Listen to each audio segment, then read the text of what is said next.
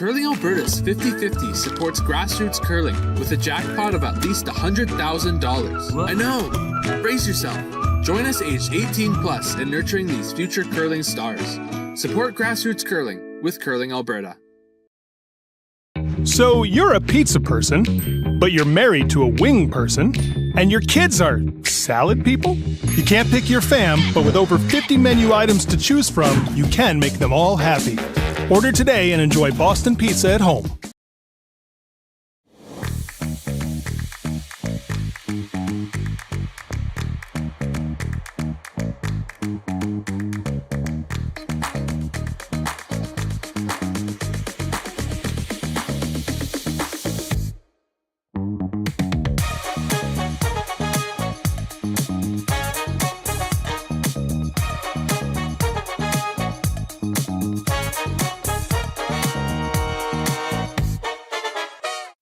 I don't remember a time when curling wasn't a part of my life. When I wasn't putting in the sweat and hard work to be the best that I can be. Clocking in the time, the effort to practice day in, day out. Curling is more than just a game. It's a family, a community. And when it's time to play, I know I'll be ready. Hardline, supporting hundreds of our next generation athletes. Imagine being able to stream every curling game from every sheet from any event, be it your Wednesday league game, bonspiel, or corporate event.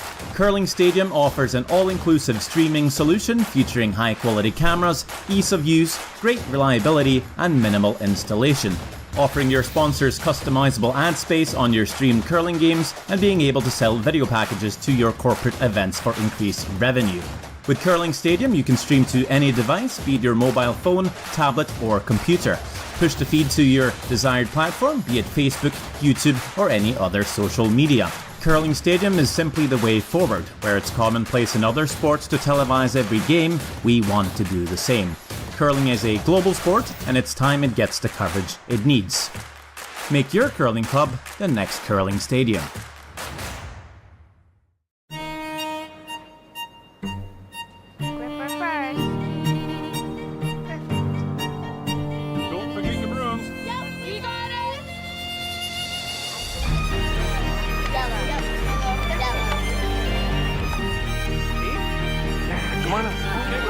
What do you got? You got one, you got two, you got... Just one more throw, please. You make moments like these possible.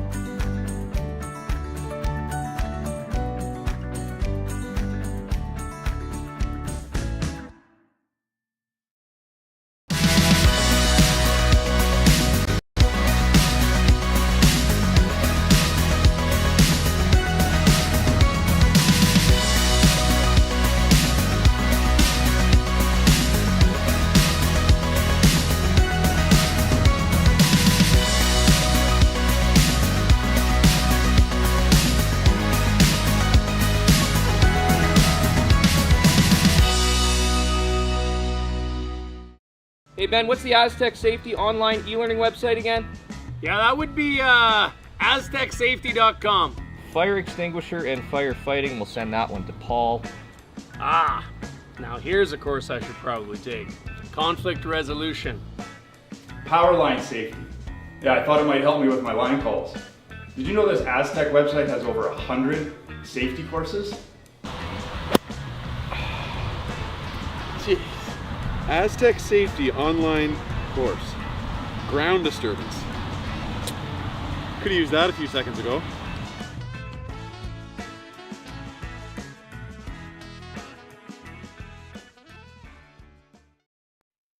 Handcrafted in Canada, Hardline's ice pad has revolutionized curling for over a decade.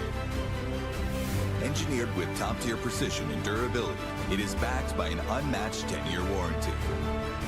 Designed for curlers at all levels to sweep effortlessly with maximum efficiency, it is trusted by the world's best curlers, including Olympic and world champions. It is quite simply the best broom in the game. Hardline.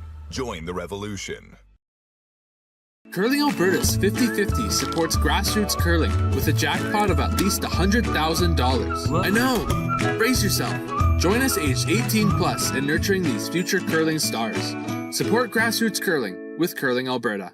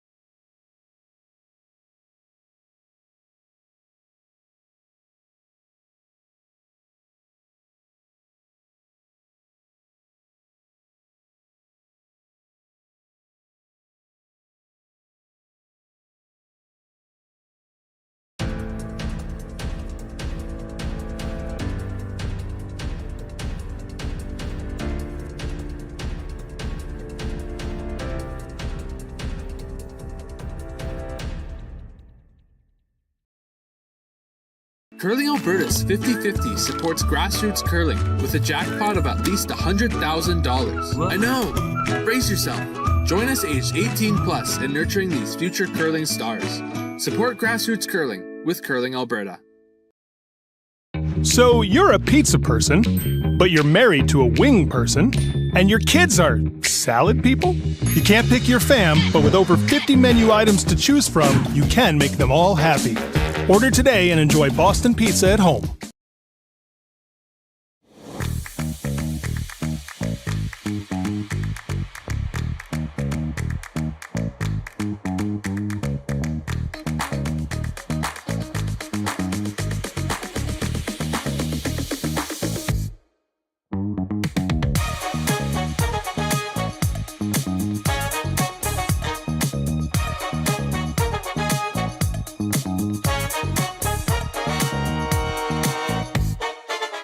I don't remember a time when curling wasn't a part of my life. When I wasn't putting in the sweat and hard work to be the best that I can be. Clocking in the time, the effort to practice day in, day out. Curling is more than just a game. It's a family, a community. And when it's time to play, I know I'll be ready. Hardline, supporting hundreds of our next generation athletes. Imagine being able to stream every curling game from every sheet from any event, be it your Wednesday league game, bonspiel, or corporate event. Curling Stadium offers an all-inclusive streaming solution featuring high-quality cameras, ease of use, great reliability, and minimal installation. Offering your sponsors customizable ad space on your streamed curling games and being able to sell video packages to your corporate events for increased revenue. With Curling Stadium, you can stream to any device, be it your mobile phone, tablet, or computer. Push the feed to your desired platform, be it Facebook, YouTube, or any other social media. Curling Stadium is simply the way forward. Where it's commonplace in other sports to televise every game, we want to do the same. Curling is a global sport, and it's time it gets the coverage it needs. Make your curling club the next Curling Stadium.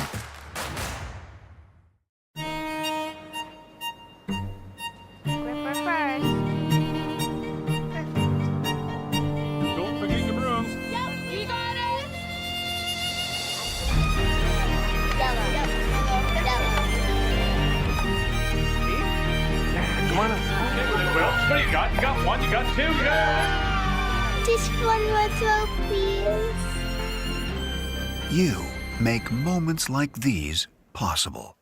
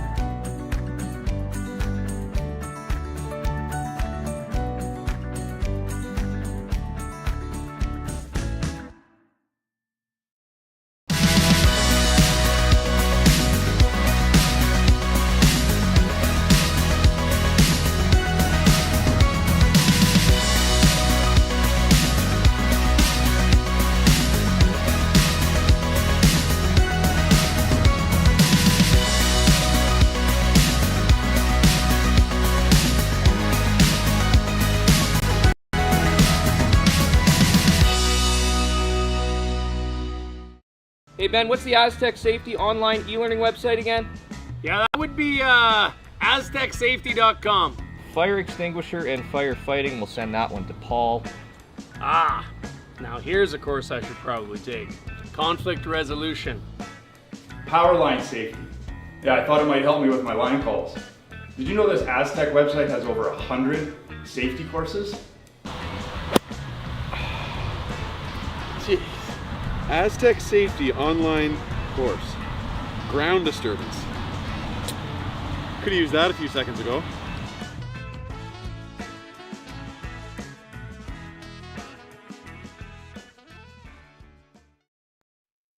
Handcrafted in Canada, Hardline's ice pad has revolutionized curling for over a decade. Engineered with top-tier precision and durability, it is backed by an unmatched 10-year warranty.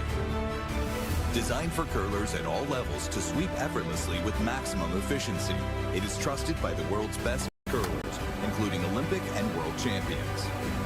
It is quite simply the best broom in the game. Hardline. Join the revolution.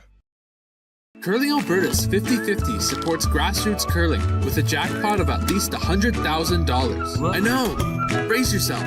Join us aged 18 plus in nurturing these future curling stars. Support grassroots curling with Curling Alberta.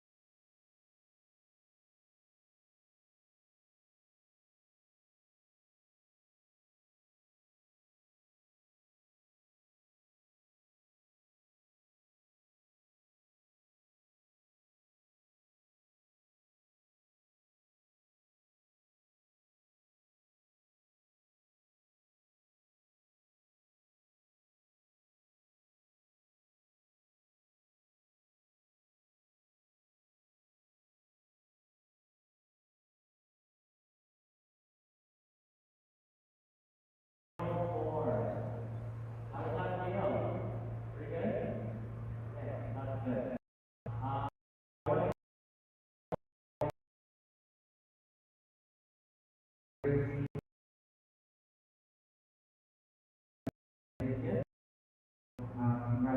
to all of you. I'm going to introduce our team. Make sure you wave this time during the final. Give the audience what they want to see, okay?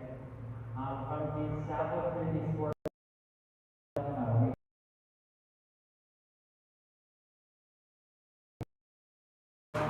Wrestling and Sherwood Park Hardline Clubs, Team Hlushak.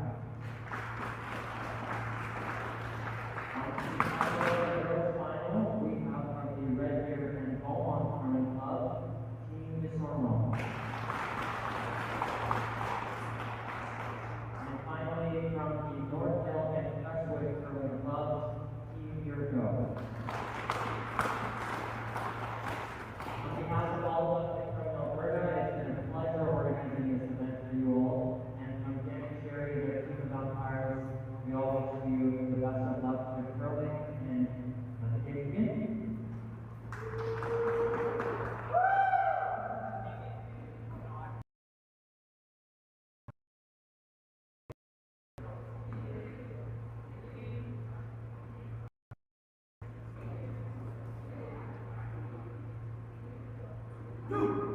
Okay.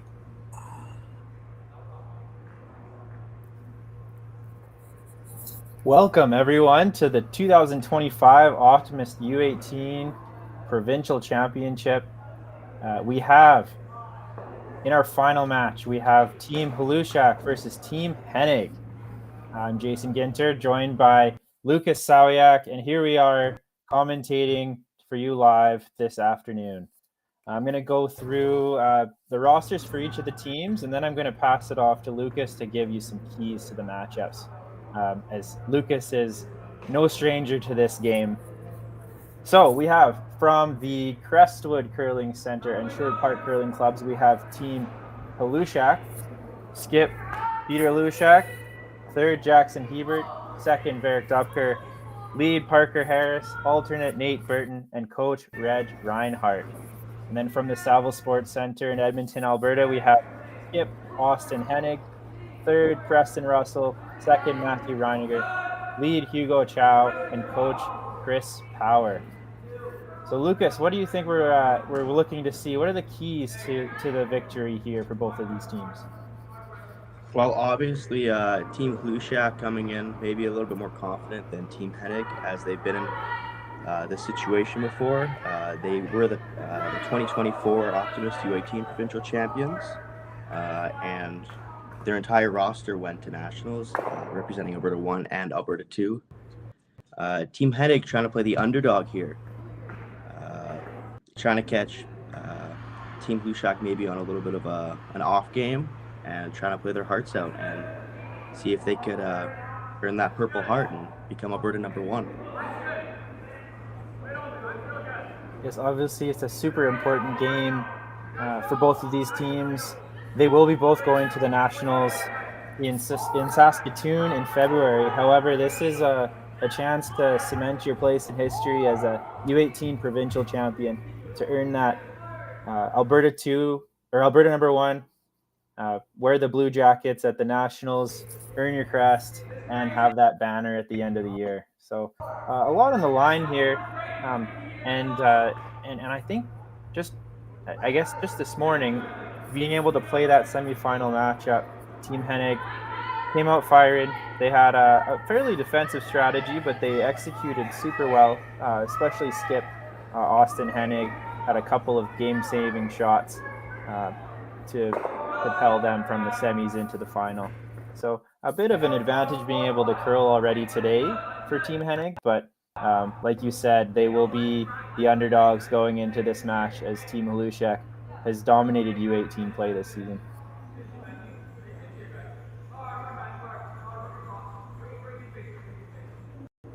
So as we saw, the first rock from Hugo Chow is drawn just off the center line, followed by a come around and a freeze by Hugo as well. We're right into the thick of it here in end number 1.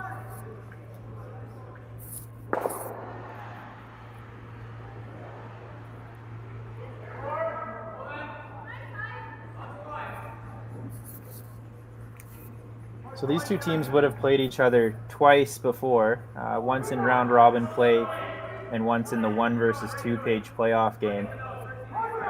Team Hlushak undefeated through the round robin and was successful in the win in the 1 versus 2 page playoff.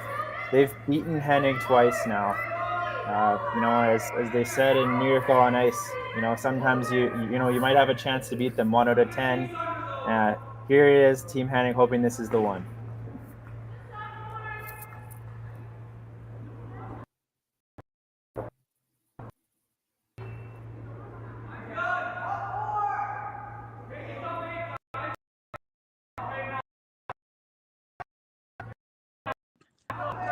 Matthew Reiniger with his first stone of the first end. I've actually played Matthew before at the 2024 high school provincial championships. We played each other in a round robin and in the semifinals. He's a very great player. He was skipping that team, so was I, but we were able to come out with the win. But he's definitely no stranger to strategy and can execute amazingly, and I think we'll see some amazing execution from him today. There we go. We might have our feature matchup at the second position between Matthew and Varick, second for Team Hlushak.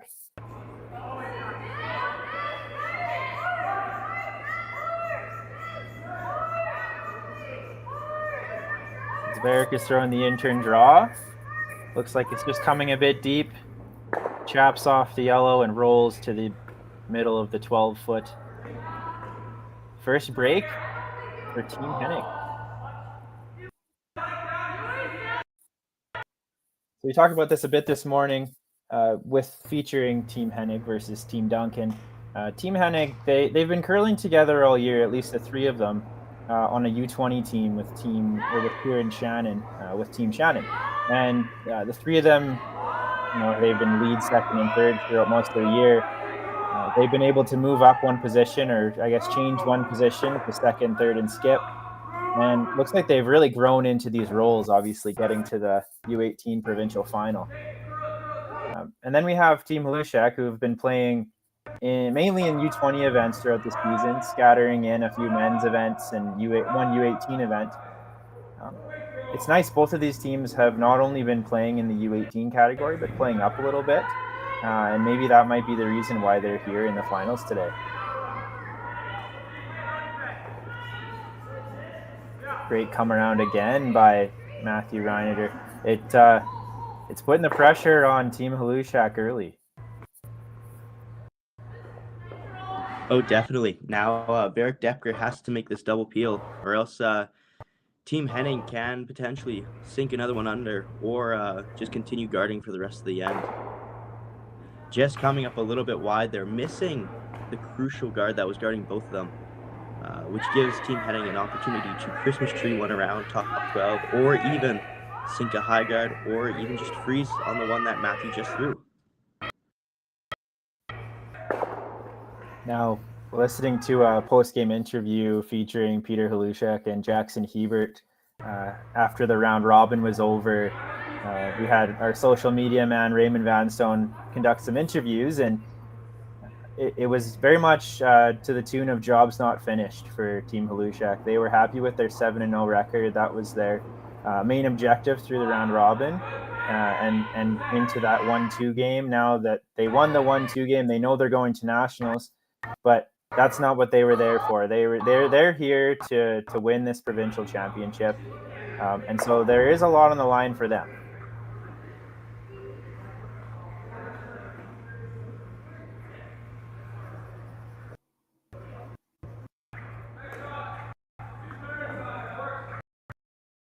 So there we have a nice replacement of the guard there from Preston Russell with his first rock in today's final.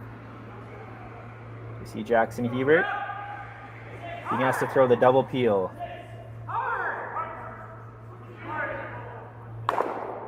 He gets both rocks away, leaves his shooter in play as a guard.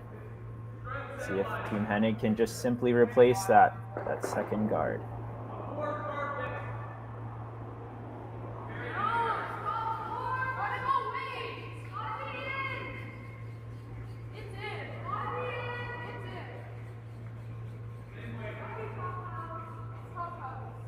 Preston Russell with his second shot of the first end, and this is actually Preston Russell's first U18 Provincial Championship, as he is usually playing second for Team Shannon, their U20 team, but has been playing third this entire week and has been doing a pretty good job.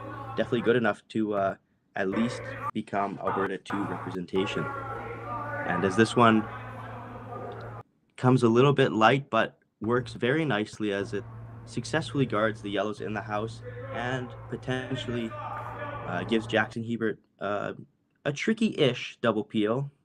But Jackson has been known to make these with his usual sub 6 second monster cannon shots. We'll see how this one goes.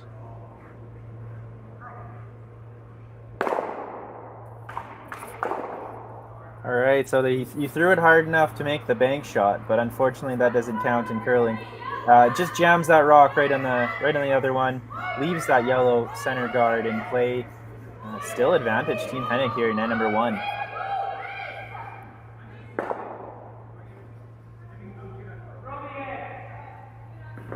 It looks like the outturn is still the outturn draw is still there for Peter Hlushak. The intern side completely cut off. What do you think Austin is thinking about here with his first stone in end number 1? Well, potentially what Austin's thinking is not to throw up a high guard, but to sink another one in top 4, put a little bit more pressure on Peter, forcing Peter to try potentially a run back triple to get him out of a little bit of a pickle right now. And if Peter's unsuccessful with that, Austin might just be able to put up another guard or even put another one in the house to put an immense amount of pressure on Peter, and potentially might have to play a shot which will just give up a steal of 1 or a steal of 2.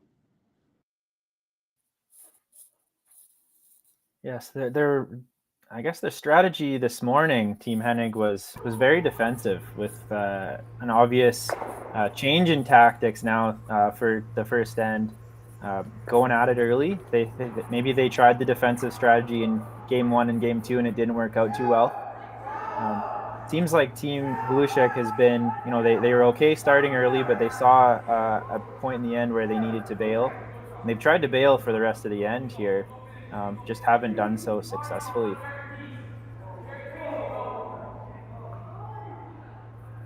This one comes into the house. They're hoping that it stops just before. Oh, there we go. We're getting a little extra curl. It just bites the top of the 8-foot, half buried behind that center guard. Just a fantastic result.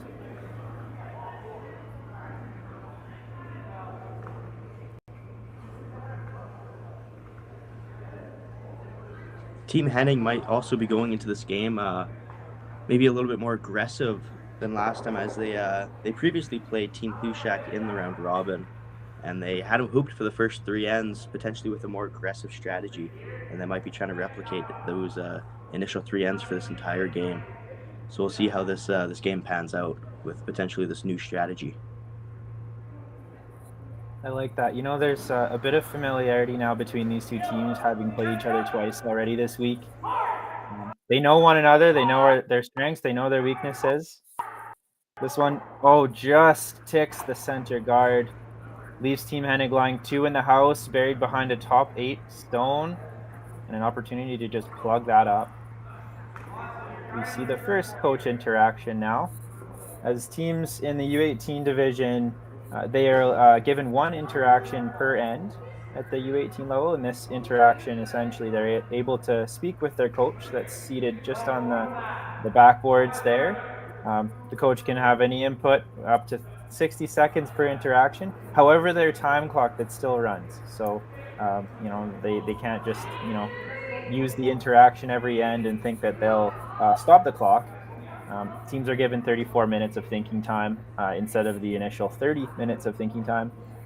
So they're able to use that 4 minutes essentially for their interactions.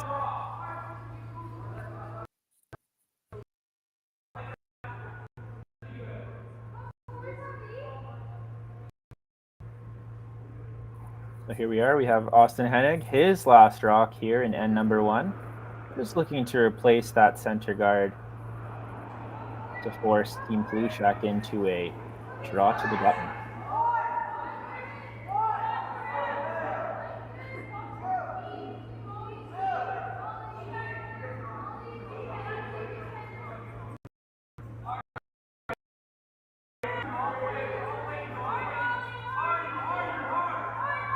It appears this rock is just a little bit wide, but the sweepers are going hard to carve it over, and they are successfully able to fully guard the one top 8 foot, giving Peter an interesting little predicament, either trying to attempt the tricky double or draw to the pin, and he elects to try the double.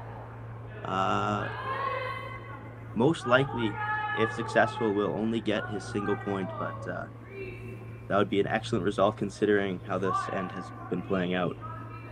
Absolutely. It's interesting because there are a plethora of potentials here. Like you could have the potential to hit both of your reds in the back and leave the yellow for shot. We'll see. They're urging it to curl a little more. Will it clip the back one? Yes, it will. Oh, and a fantastic shot.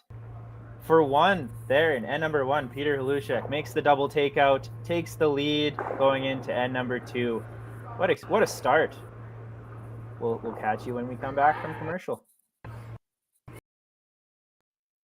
Handcrafted in Canada, Hardline's ice pad has revolutionized curling for over a decade. Engineered with top-tier precision and durability, it is backed by an unmatched 10-year warranty. Designed for curlers at all levels to sweep effortlessly with maximum efficiency, it is trusted by the world's best curlers, including Olympic and world champions. It is quite simply the best broom in the game. Hardline. Join the revolution.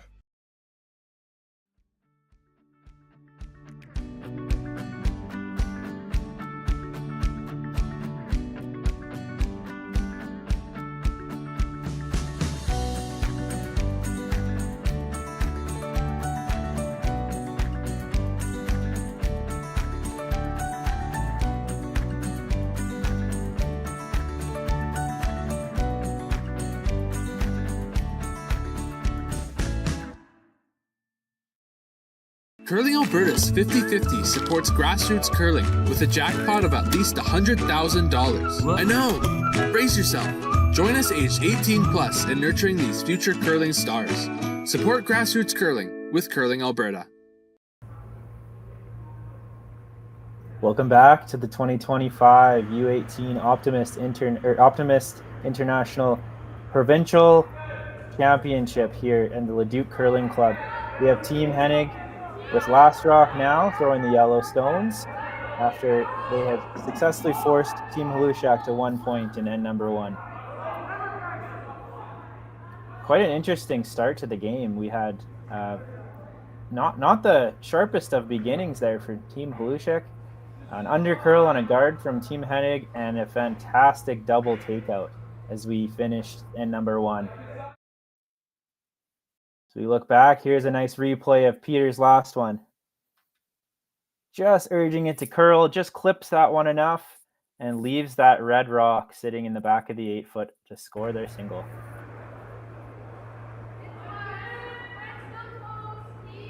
Now that's one thing I've seen watching most of Team Hlushak's games is the ability to throw the up weight all the way throughout the lineup with Team Hlushak.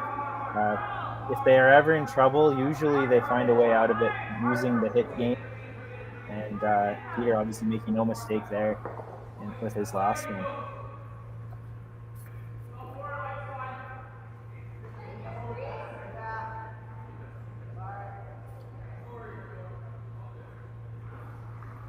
A real end saver that Peter made last end. Hugo Chow coming up a little bit light here on a come-around attempt. Based off the first 2 rocks of the second end, we might see a little bit more of a clumped up end, just like last one. Maybe some run backs, peels being played, and some tricky freezes and draws also being attempted. Parker Harris being asked to throw the come-around draw. Sweepers have been on it the whole way, trying to get it into the house. And what a great sweep by Jackson Hebert and Varric Dopker. Just fighting the top of the 8 foot. Now this might be a good time to present to you the paths to the final. So through the round robin, after round robin play concluded on day number 3 of U18 provincial action, Team Hlushak had a 7-0 record. Team Hennig had a 4-3 record, but based on Team Hennig's head-to-head record against tied teams, they found themselves in the 1 versus 2 page playoff game against each other. Team Hennig had dropped down into the semifinal with the Team Hlushak victory last night in the 1 versus 2 game. Team Hennig won the semifinal versus Team Duncan to find their way back into the final.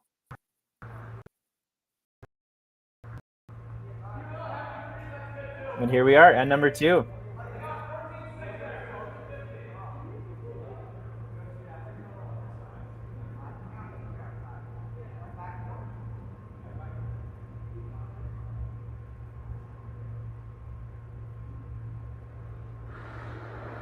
Here we have Eric Docker out of Grand Prairie, Alberta.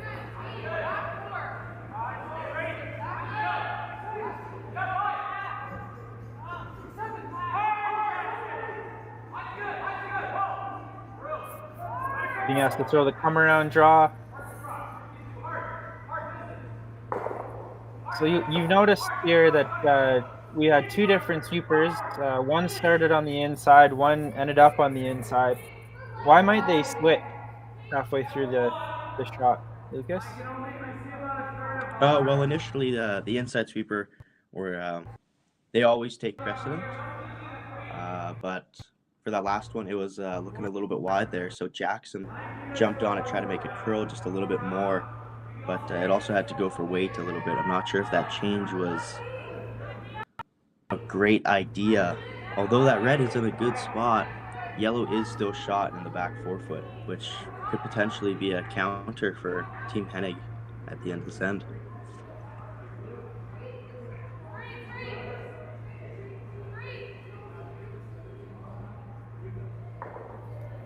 Looks like we have a coach interaction earlier this end than last.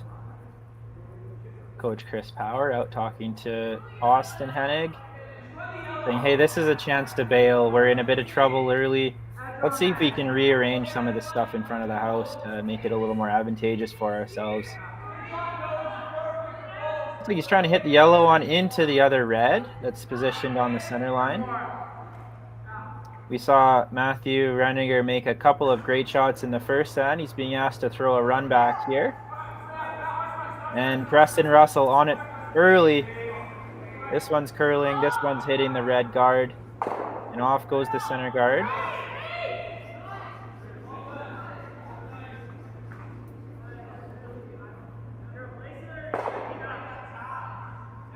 Although not the desired outcome they were looking for, it does work out. It does clear a guard that was on the center line, exposing the top 12 guard or top 12 red rock that they were trying to hit, which will most definitely come into play as Team Hlushak's attempting to tap it back just off nose and potentially freeze right on that yellow one. A very, very tricky shot here for Eric Depker.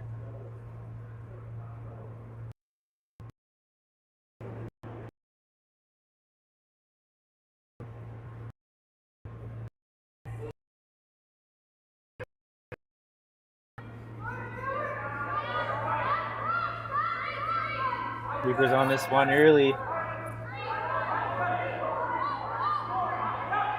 And it looks like they've successfully held the line as this one's coming into the house. Just looking to promote it. However, it is falling a bit short. Still a good shot. Successfully guards the rock in the house. Now, Team Hennig has shot rock at the moment. They have the opportunity to sit 2. It looks like they've now with the hammer they've elected to kind of rear back on the aggressive strategy and make sure that Team Hennig has a shot for 1 at the end of this end. Trying to clear the center. Run back attempt number 2, successful. However, it does roll out. Job well done from Matthew Reiniger.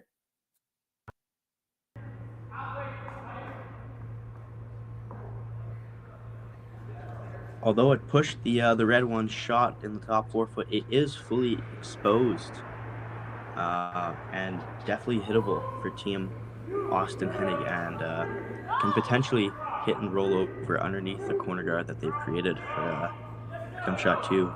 Jackson Hebert attempting to draw one in here, top 4 potentially, but it does look like it's a little bit wide. Maybe going for a guard attempt now, just trying to carve it over. Parker Harris on the dig. Does end up just barely biting top 12 foot, allowing Team Hennig to double and potentially roll a little bit behind the center guard, getting shot 2. Really important there that they were able to guard that outside portion of the stone. If it did over curl and guarded on the inside half, it would leave Team Hennig a chance to just kind of hit and roll towards the corner guard. So definitely guarded the right side there. And I think as the game goes on, Lucas and I will be discussing tolerance on a few shots and the pro side miss. And that was absolutely the pro side to make that shot, and it wasn't a miss; it was a make. What a great spot there, and great management by the sweepers.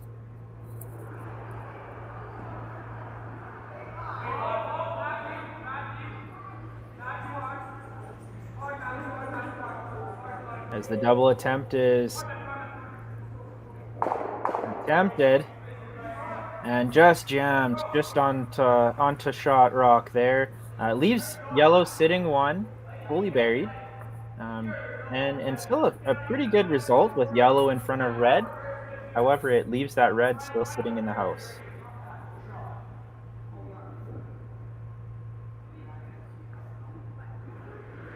Jackson Hebert now asked to draw around the other side, potentially getting shot top 4.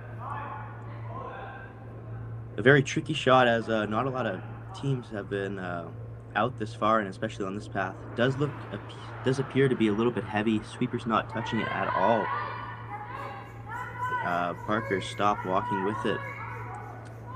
Austin on the sweep, trying to get it out of the house, and successfully squeaks out. Not a very great shot from Jackson Hebert, but still lies them in a not terrible situation. Yeah, just an unforced error there from Team Hlushak. Draw weight has been elusive at times, I think, throughout the week from many of these teams. Seeing that they might have it one shot and then they try again, and either the speed of the ice has changed, or they maybe just didn't quite have the feel. Jackson will have the rest of the game to find that feel, but he's hoping to find it sooner than later.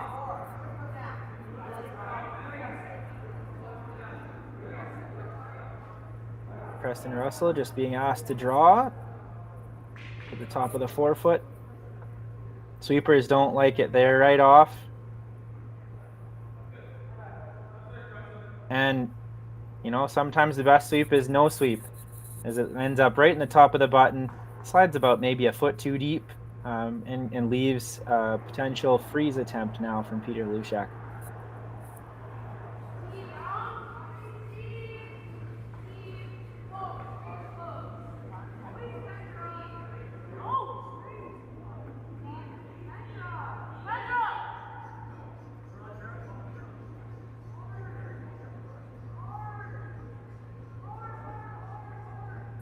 So I'm hoping the sweepers learn something from Jackson's throw and that last draw attempt by Preston Russell to give them to give Peter some feedback on the speed of the ice here.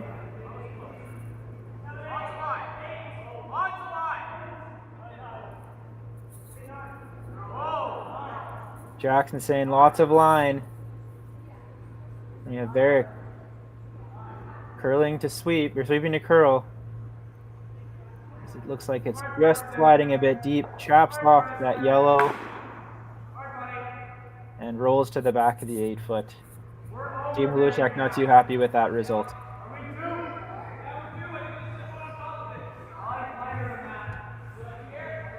So just like end number 1, it seems like Team Hennig has the upper hand going into skip stones, and Peter's going to have to pull a rabbit out of his hat now to prevent a multiple score. Although Team Hlushak seems to be in a little bit of a sticky situation, I've seen Peter play some crazy hero shots, and he might have to play the nose run back on the centerline guard or the yellow-red combo double triple. for his last. Oh, there they are, really tricky. He's been making some incredible shots this year and last year. You know, there's something to be said for those hero shots, and sometimes the skips tend to be more likely to make the combo shots, the shots with many words, the hits and rolls, the runbacks, and the draws through the port rather than the simple shots. Now, I'm not saying Peter is one of those skips, but yes, I have seen him make those shots before too. And Austin's going to have to make an effort to make Peter make one of those big shots in order to prevent the multiple. Looks like he's just trying to draw top four again. We saw Preston make that one touching the button early. The pattern has been heavy on the back.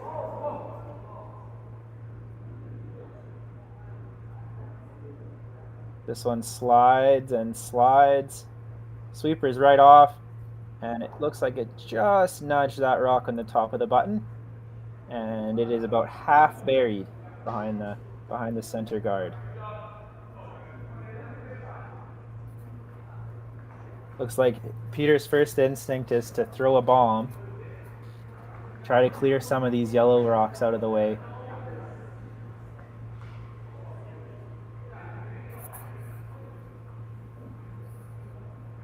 Now it looks like with some weight, you can clear at least two of the yellows. I'm unsure whether or not that center, the one that's just touching the button or the pin, will jam on the back four rock.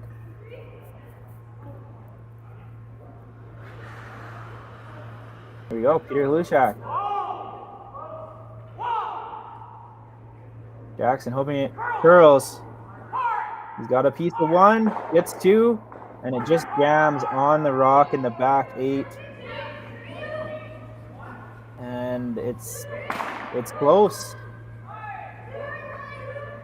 Maybe sits for shot, might be second shot. Like, based on the call here, Austin feels as though he is shot rock. This is likely to be a draw to the 4 foot for two.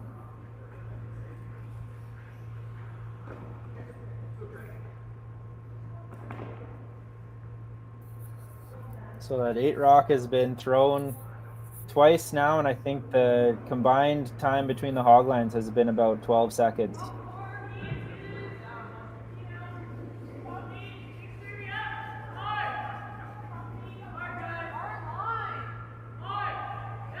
Here we are, Austin Hennig just looking to match his last throw. Draw to the tee line for 2 point.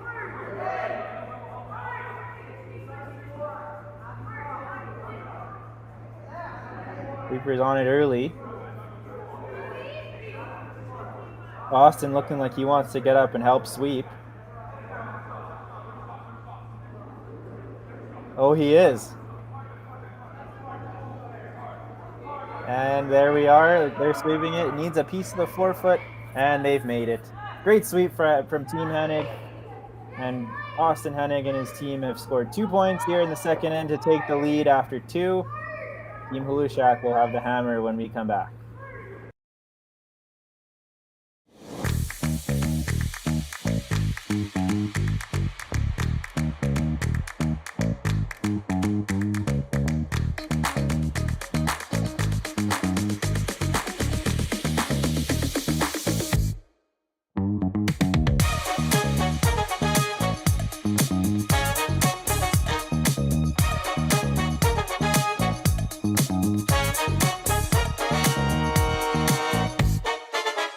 Hey Ben, what's the Aztec Safety online e-learning website again? Yeah, that would be aztecsafety.com. Fire extinguisher and firefighting, we'll send that one to Paul. Ah, now here's a course I should probably take. Conflict resolution. Power line safety. Yeah, I thought it might help me with my line calls. Did you know this Aztec website has over 100 safety courses?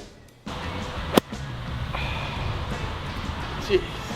Aztec Safety online course. Ground disturbance. Could have used that a few seconds ago.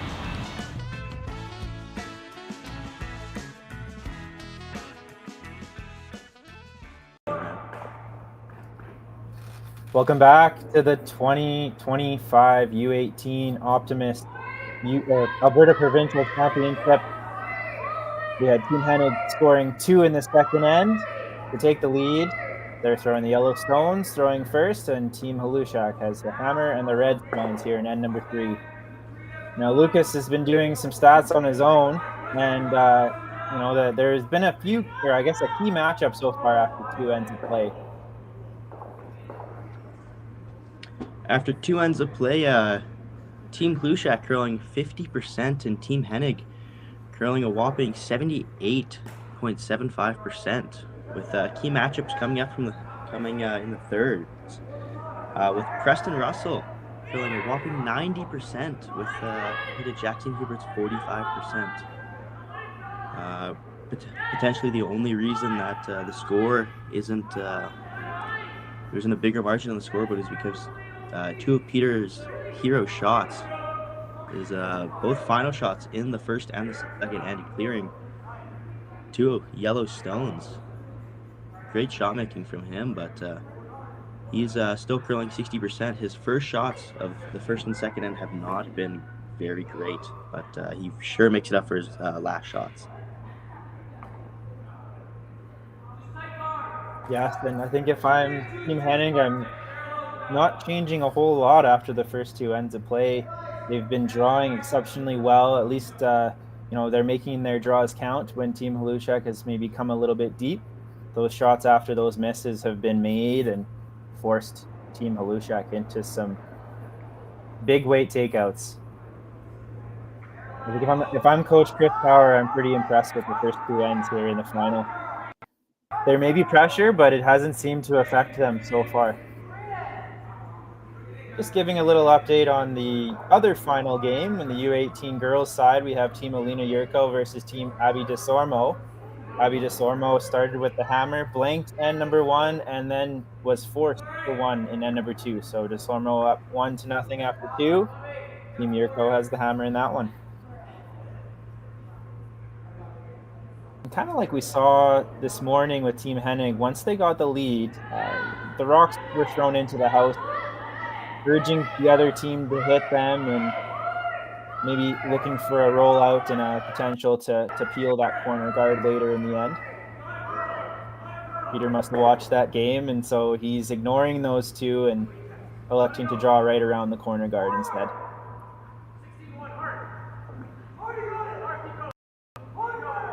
Parker Harris is well known for his ability to draw.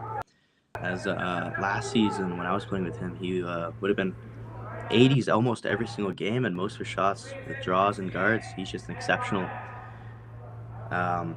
curler with his guards and draws. His placement is fantastic, and we can even see this end, a perfect guard matched with a perfect come around, fully buried. Amazing shot making from him.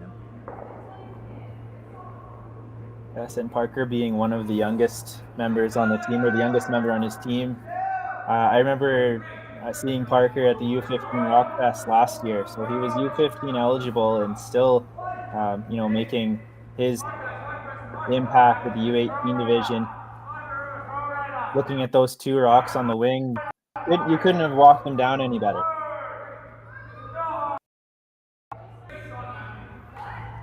And there we are. Austin saying, "Great shot, man," as the guard goes up. Looks like it's guarding half of either stone. Does leave a little piece exposed for Peter Hlushak to hit this rock and roll behind that corner guard. Something to be said for positive skip. Rewarding your team for making shots and putting your team in good positions, at least mentally. Sometimes the best skips are the best teammates as well.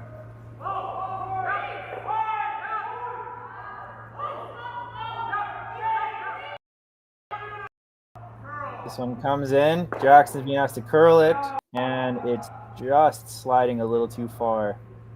So maybe a bit of a mismanage there as that hit and roll rolls all the way out of the rings.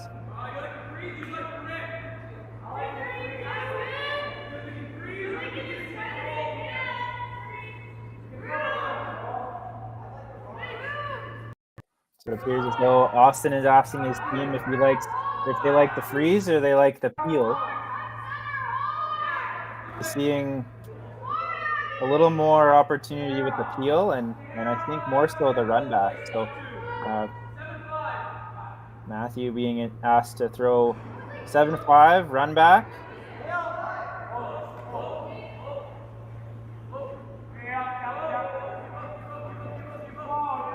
Just not curling enough.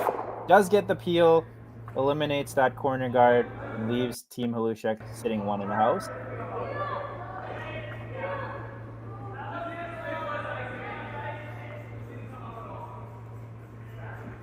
Although Matthew wasn't able to successfully run the guard back and remove the stone that Parker placed there so nicely, it does open it up very nicely. And if Varick draws this one beautifully in the top 4 foot, it will give Preston Russell a chance for a little in-off attempt, which may set up Team Hennig for a beautiful end with 3 stones all near the center line, all in a row, and may put Team Hlushak yet in another pickle for potentially the 3rd end in a row.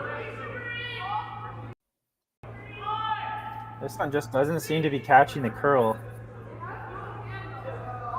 And kind of like we've seen throughout this game so far, Team Hlushak just a little bit on the heavy side. Although, it does slip behind the tee line, it's not in the worst place. I think they'd prefer if it was behind the tee that it's wide open like it is. Doesn't leave Team Hennig a chance to be buried and in front of the red stone. Interactions called by Chris Power. So 3 ends, 3 coach interactions now. Team Hennig coach Chris Power is truly making an impact early. What do you think they're discussing here, Lucas? Well, based off Austin's first choice for a hit and roll, I feel like he's a little bit indecisive on whether to just draw one right under his 2 yellow guards, or his 2 yellow rocks, one a halfway guard and one top 12. If he sinks one under there, they're looking really nicely. It will force Team Hlushak to chase, and if they just peel the guard, he could then play a little hit and roll away on the back red one, or just potentially just remove a red in play, and which may end up to a potential force later in this game, or even a steal opportunity for Team Hennig. Okay, I'm hearing hit and roll here, so he must think that he can make that rock curl enough after that guard to get the roll underneath. I guess worst case scenario, he just hits it on the nose and forces Team Hlushak to make that hit and roll under. Coach must have thought that this was the dangerous stone out of the 2, so let's try to get after this one instead. A little more precise, but as we heard, Preston Russell is curling 90% after 2. Maybe let's take advantage of that. Looks like it needs some curl. Gets by the guard, a little more curl as Henniger sweeps, and just right on the nose.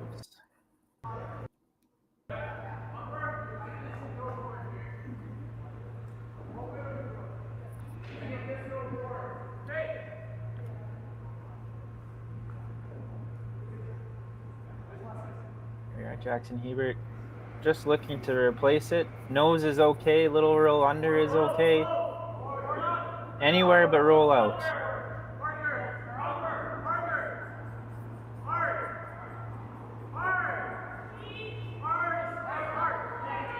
And a great sweep from Parker Harris.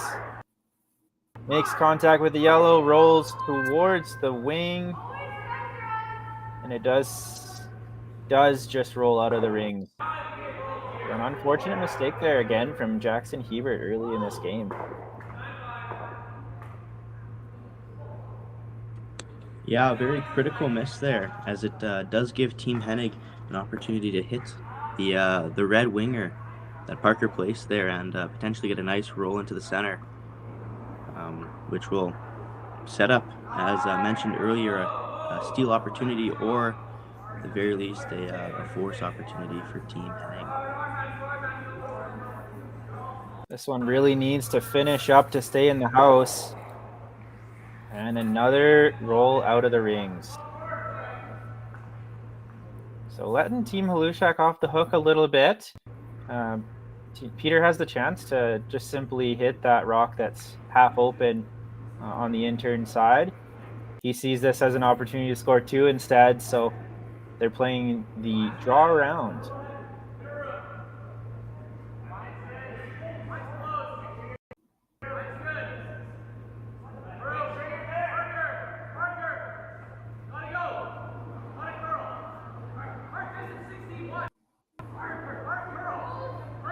Hearing a lot of communication on this one coming from between the sweepers and the line caller.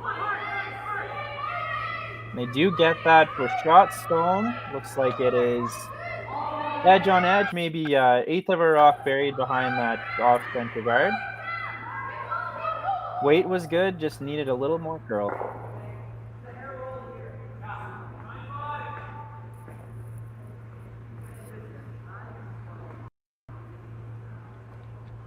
Even if Austin Hennig is successful on hitting this one, it may give Peter Hlushak an opportunity to sink one around the 2 yellow stones and force Austin in a very pressure freeze or pressure run back for his to not give up a deuce here in the third end.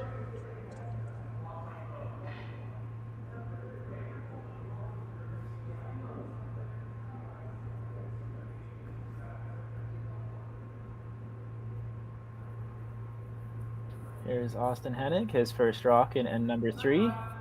Just looking to hit this one right on the nose. Nice precise hit. Sweepers on it early.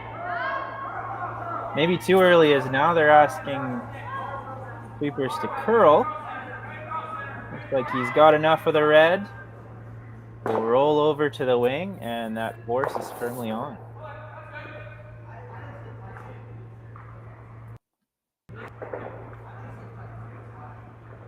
It's very nice to see Team Hlushak has a plan. You know, they see that off-center guard. They don't see a ton of risk of the steal and isn't afraid to attempt to get that deuce. You know, playing those draw shots, you see a lot of young teams, they see a rock in the house, they're more inclined to hit it. This team is showing its maturity. Playing the draw, trying to force Team Hennig to make a tough shot to earn that force.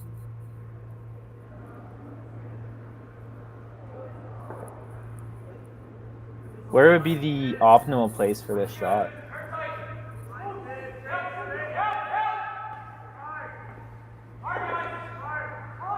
Sorry, Brendan, I didn't really get that. Yeah, it looks like optimally they're hoping to just fight the top of the floor. Need some sweep.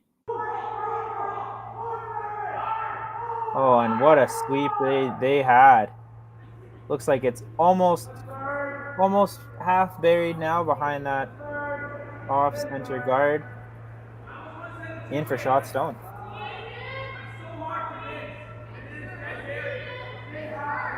We haven't seen Peter Hlushak throwing many draws yet this game, and it's nice to see when he needs to, he's A, not afraid to throw the draw, and B, able to successfully get that one in the top of the house.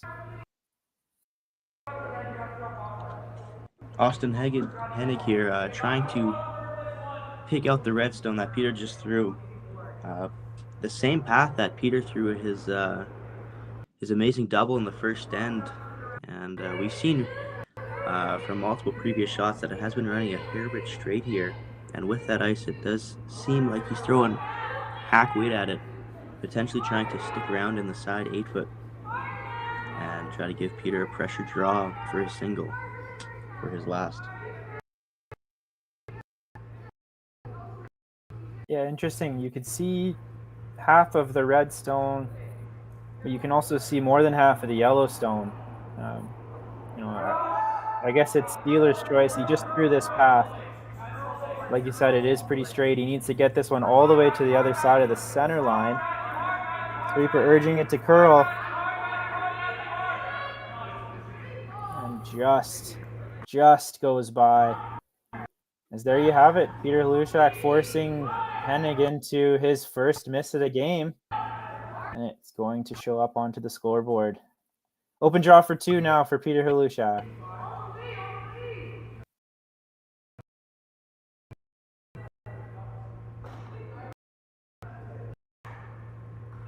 a much better end played here by Team Hlushak as a whole with multiple makes, and they were a little bit fortunate to see a little bit of a breakdown potentially on Team Hennig with a little bit more missiles than they saw in the first two ends. Team Hennig might be on a little bit of a downward trajectory after this end, but we'll see what happens.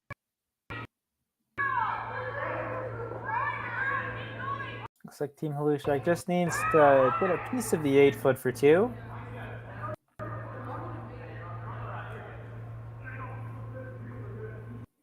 And much less sweep than the last one. This one gets in there with no problem. Team Hlushak gets 2 in the third end to take the lead back from Team Hennig. They'll be up 3-2 when we come back. I don't remember a time when curling wasn't a part of my life. When I wasn't putting in the sweat and hard work to be the best that I can be. Clocking in the time, the effort to practice day in, day out. Curling is more than just a game. It's a family, a community. And when it's time to play, I know I'll be ready. Hardline, supporting hundreds of our next generation athletes.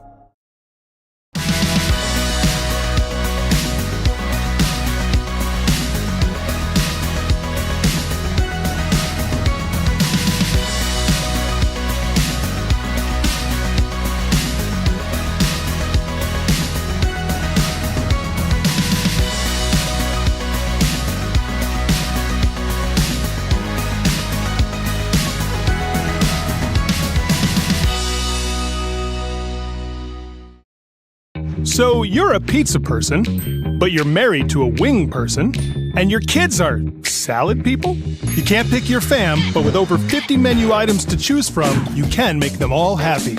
Order today and enjoy Boston Pizza at home. Welcome back to the Leduc Curling Club 2025 action of the U18 Alberta Provincial Championship. I'm Jason Ginter with Lucas Sawiak here in the booth. We've seen some exciting curling thus far here in the final game between Team Hennig and Team Hlushak. Team Hlushak just took control of the game with a 2 score in the third. They now hold the lead. Team Hennig has the hammer and the yellow stones in the fourth.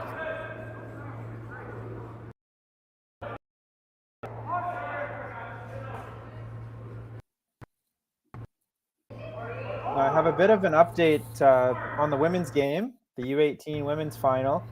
Team DeSormo had the final, I guess the bye to the final through the 1-2 game. They didn't play this morning. Team Yurko did play this morning, and that might have led them to the potential to score 4, as they did. They scored 4 in the third end to take a 4-1 lead. So we have 4-1 now. Team Yurko over Team DeSormo.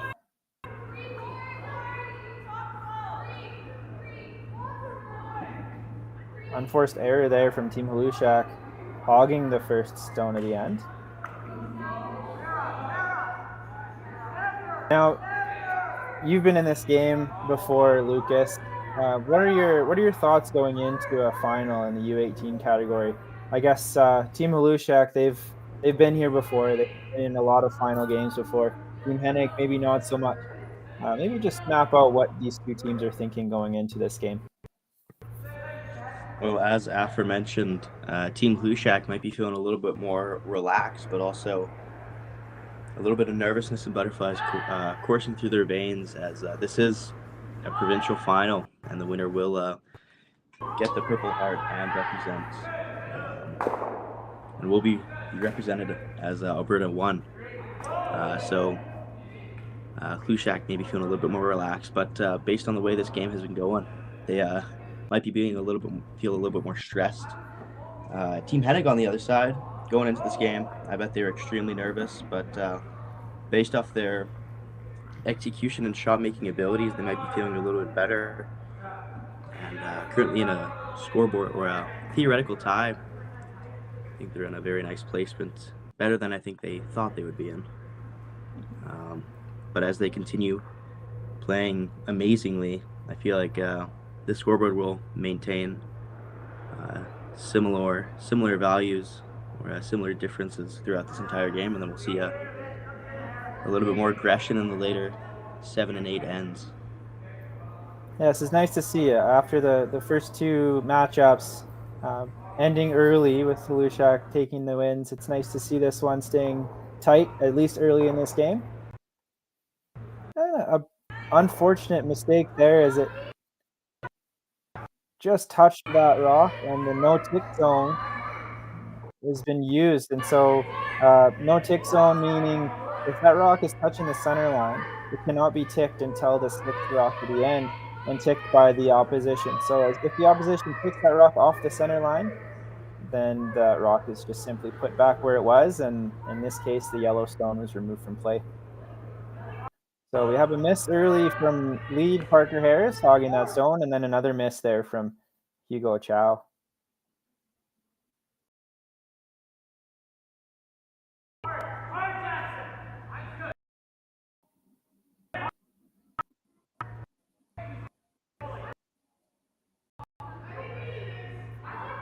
I like what you said earlier, Lucas, that sometimes your nerves go away once you start making shots, and that'd be the easiest way to take the pressure off, is just to make a few.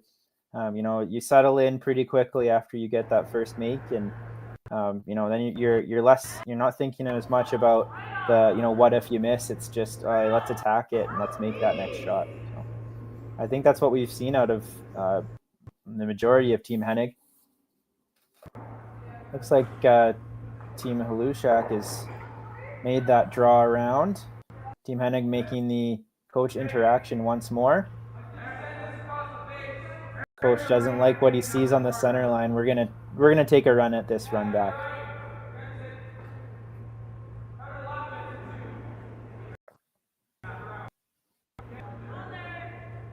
We've seen Matthew make at least one of these already this game. Looking to do it again. Just clean up the mess on the center.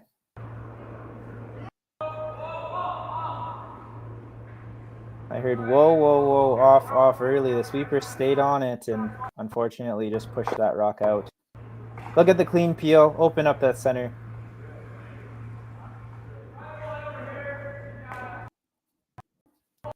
Now Team Hlushak with the lead. They're thinking maybe, hey, let's just peel this guy. Let's get out of dodge.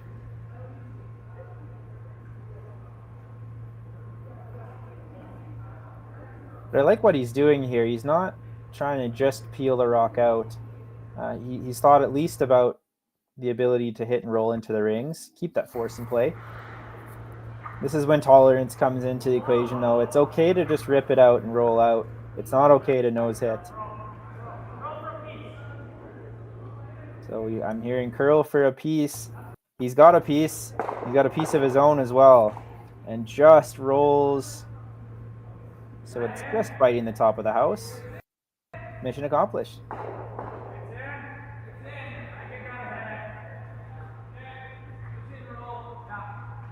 So fourth end of an 8-end game here. Going into this end, you might, you see even ends. You might say, okay, well, let's try to score. I'm a little bit, I guess, confused as to this strategy here in this end. Not really seeing a lot of urgency to get that point. They're okay with the blank. I don't know. It might just go into the whole David versus Goliath mindset that we'd have. Let's just try to keep this game close. But I think Team Hennig, they've been out curling Team Hlushak. I would have been more apt to play a little more of an aggressive game. Yeah, for sure. Especially based on, again, like you said, the percentages. The lead and second on Team Hennig have been out-curling the second and third of Team Hennig have been out-curling the second and third on Team Hlushak by a fair margin. I believe that's where Team Hennig can get that little advantage and set up a very nice end and force Peter to make more hero shots. He's really good at making them, but eventually he will miss. Here we have Austin Hennig requesting the hit and roll over to the wing.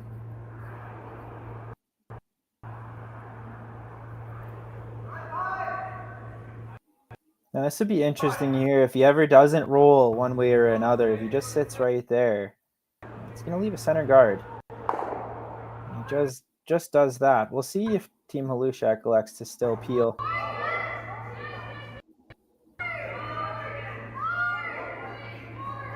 This will be interesting. We'll see how high that guard needs to get before maybe the draw is called instead.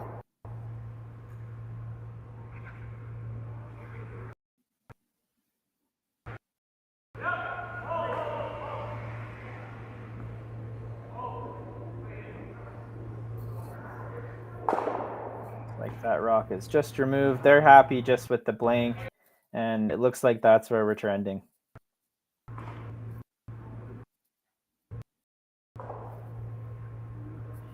So Lucas, you have a history with a lot of these players on the sheet today. Can you give me a bit of a background on some of these teams and your experiences with them? Yeah, for sure. Well, obviously, I played with Team Hlushak last season as a third. We won this event, went to nationals, and were quarterfinalists.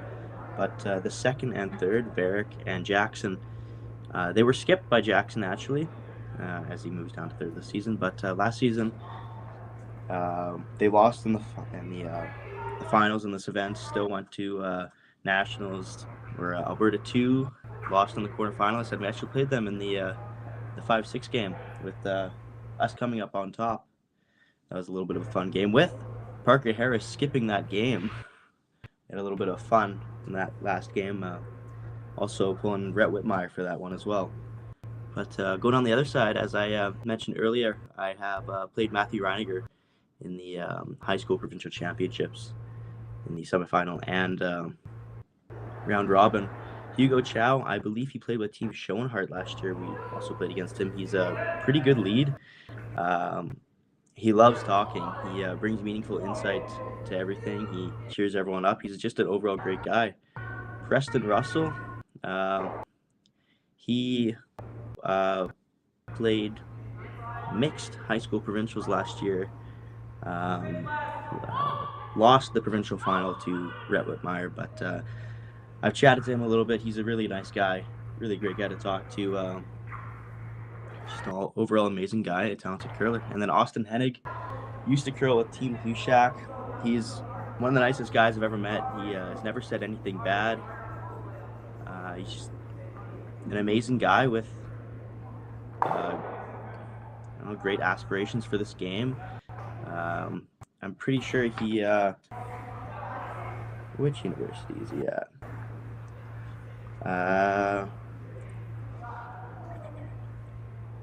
He's in the Bachelor of Management at Concordia University of Edmonton.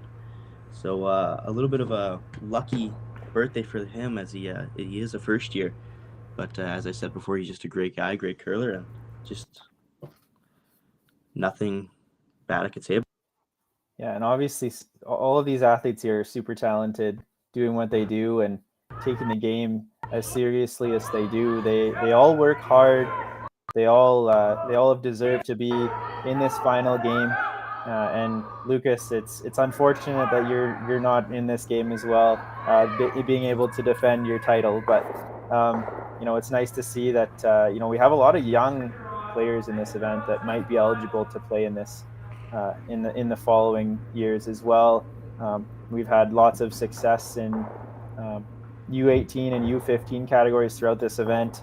And then, for the teams that do age up into the U20, I'm sure we'll see some of these teams in provincial finals in the U20 ranks at some point in their future too. Here we are, Team Hennig with the blank attempt in end number 4. Just looking to roll out hard on the sweep.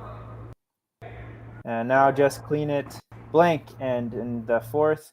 And so as we get into the break here, we'll have a 5-minute 4th end break. Team Hennig will retain the hammer as they approach end number 5. We'll see.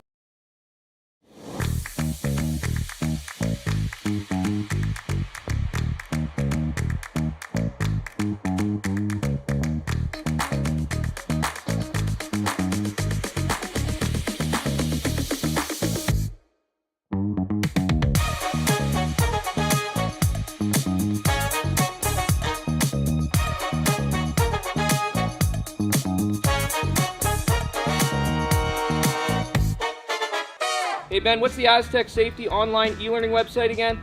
Yeah, that would be aztecsafety.com. Fire extinguisher and firefighting, we'll send that one to Paul. Now here's a course I should probably take.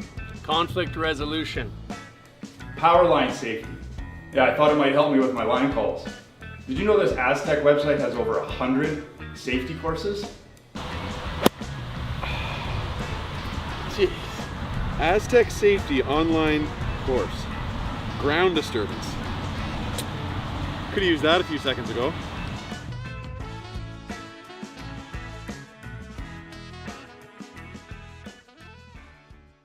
For over 20 years, the Sandra Schmirler Foundation has granted more than $9 million to hospitals across Canada for life-saving equipment for premature and critically ill babies.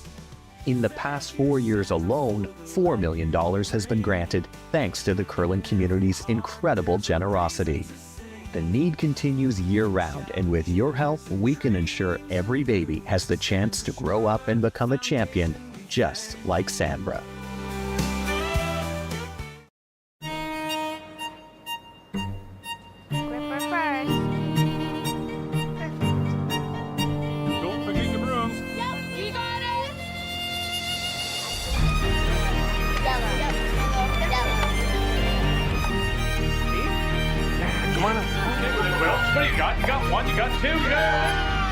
Just one more throw, please. You make moments like these possible. Curling Alberta's 50/50 supports grassroots curling with a jackpot of at least $100,000. I know! Brace yourself. Join us aged 18 plus in nurturing these future curling stars. Support grassroots curling with Curling Alberta. Welcome back here as we continue the fourth and break of our U18 provincial final game. We have Team Hlushak up 3-2 over Team Hennig. Both these teams taking a bit of a break from the action.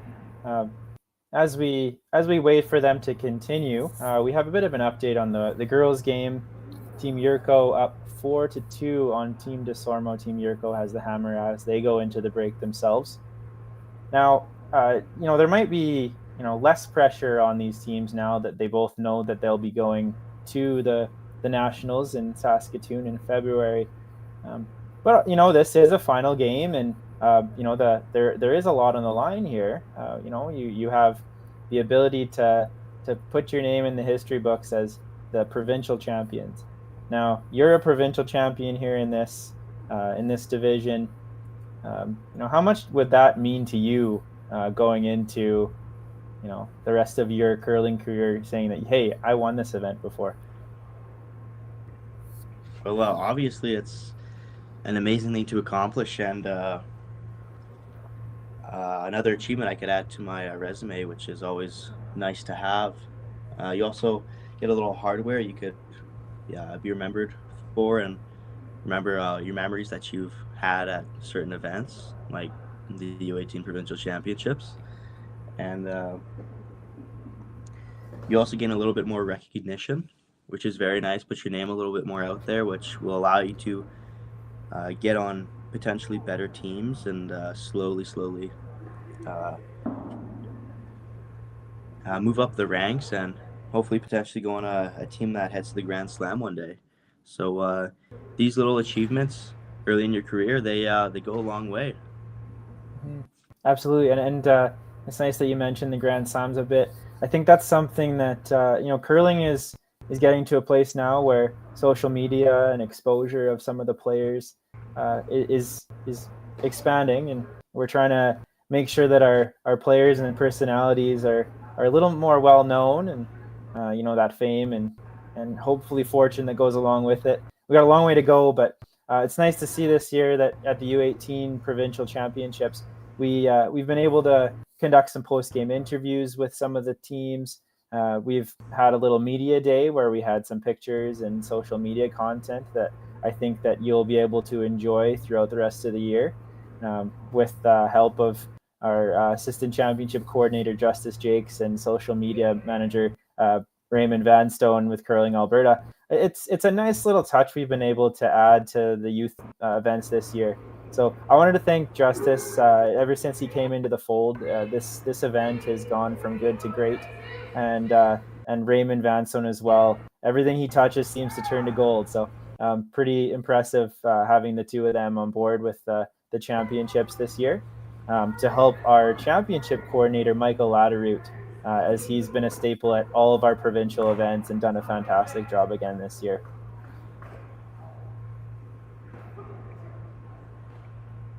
So here we are, as you see Coach Reg Reinhardt walking down the ice, waiting for fifth end of play to begin. You'll see we have our coaches positioned in the backboards. We've taken advantage of coach interactions throughout the first 4 ends of this game.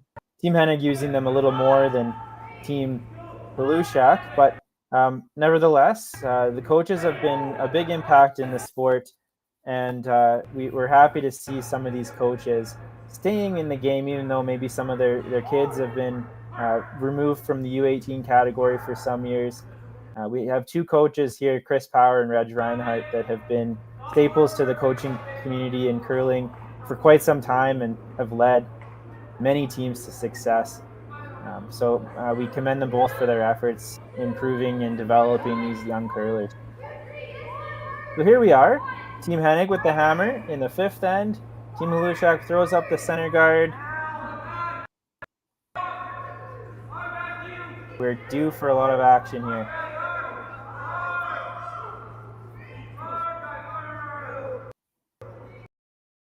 Okay, so first 4 ends of action have come and gone. We've seen a pair of deuces. We've seen a blank end and a force. Lucas, what have you seen so far, I guess, percentage-wise, how these teams have compared against each other? Well, after the first half, we have Team Hlushak curling 61% to Team Henning's 69%.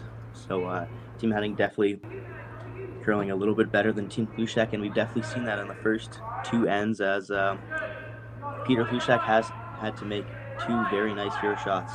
The key matchup would definitely still be at the thirds. Preston Russell still curling an impressive 75% compared to Jackson Hebert's 48%. So Team Henning might be able to take advantage of that little percentage differential happening at the thirds position. Now that we're in the second half of this game, I feel like, now that both teams have been able to get their feet under them a little bit, settle into the game, I think I'd like to see those percentages go up across the board. Anywhere in any final, it might take a couple ends just to get going, but now Team Hennig started firing. Maybe they cooled off a little bit. I'd like to see if they can get back to that first and second end form.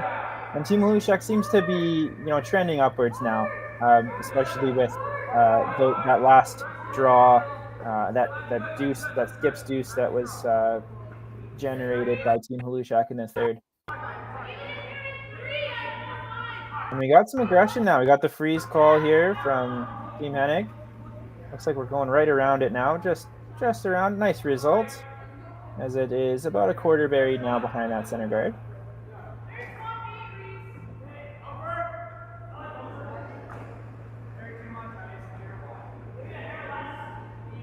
I'm sure there was a lot of communication between coach and players at the fourth end break. What would some of the topics be that might be topics of discussion at the fourth end? Well, the main topic should probably be the different paths, how they're moving, and the speeds, because we definitely seen more paths being used more than others. So the speed and the amount of curl might be different in either of them. Potentially the sheet shape, if it's curved on one side, maybe if there's a ridge over here, there's a dish within the 4-foot or the 8-foot. Just try to gain a better understanding for the entire team on how the entire ice surface is moving, and also a little bit more advanced, how everyone's rocks are feeling. If everyone has a good enough release, they could differentiate between good and bad rocks. Potentially, if one rock's a little bit of a cutter, maybe moves half a foot more than the other one, they could dish it off to the lead or the second position to potentially increase the shot quality for the back end, and also just overall physical condition, how everyone is just feeling overall. Yeah, a lot to talk about in 5 minutes. I know that's a very analytical standpoint, right? I know there's a little bit that factors into just, okay, well, let's just give ourselves some time to just kind of rest and recover as well. Maybe take a bio break here or there, and just make sure that you're ready for those last 4 ends however you need to.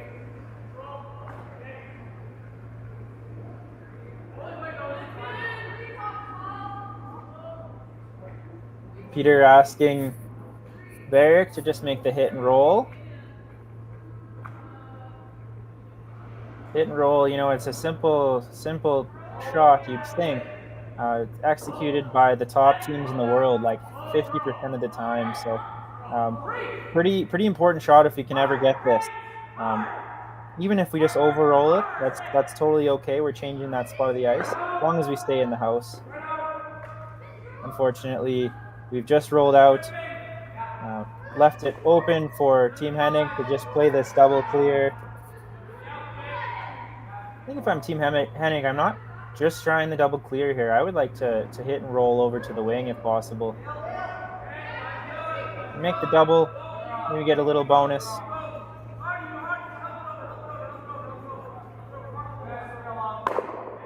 And just bonks it right on the nose. Not the best result.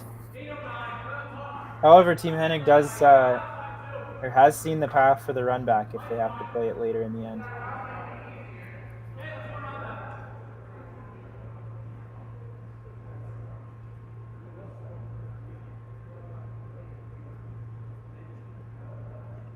Jackson Hebert's first shot of the 5th end, just trying to sit one right on top of their top 4, top 8 one in the rings. If successful, will put Team Hennig in a little bit of a predicament, but it is looking a little bit wide and potentially a little bit heavy. Sweeper's not touching it at all. Varick now curling it just a little bit now off of it. On it again, trying to just carve it underneath the guard and potentially far enough back so if Team Hennig freezes on it, they will not be shot. Yeah, good result there. Just looked like just a bit heavy. It still got right under the guard. Forces Team Hennig into another run back.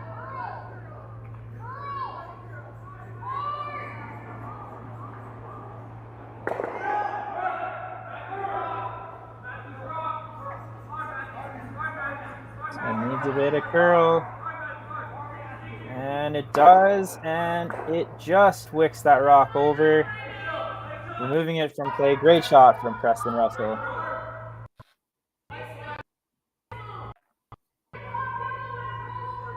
It was interesting to see how this game has shifted. It's gone from Team Hlushak throwing a lot of those run backs and clear shots into Team Hennig being forced to do the same.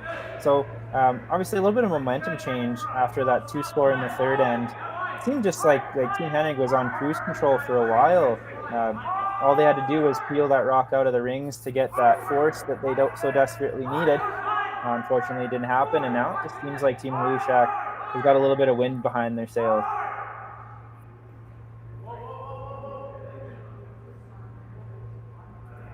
Jackson rock just over curl, just ticked that guard, but still rolls into a pretty nice place at the top of the rings.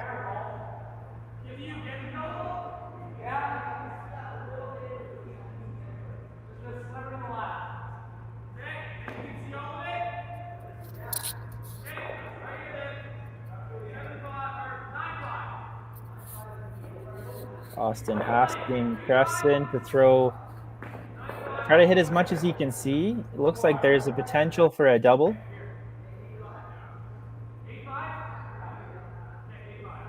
Tolerance here would be, I'm hearing 8-5, but I would think tolerance here would be to try to hit and stay somewhere in the house, force Team Hlushak to hit him back, and open up that center line for a potential score of 1.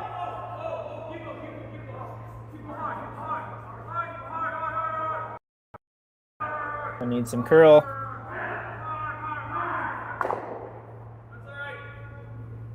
They've hit that rock, and it just rolls too far. So might have been a touch overthrown, just under curled there, and just opens the door for Team Hlushak again to try that draw one more time.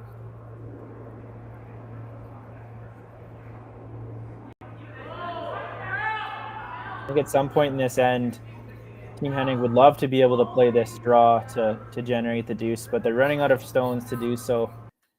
If Peter is able to throw this one just biting the top of the forefoot, fully buried behind there, I'm going to force Team Hennig into playing another run back attempt.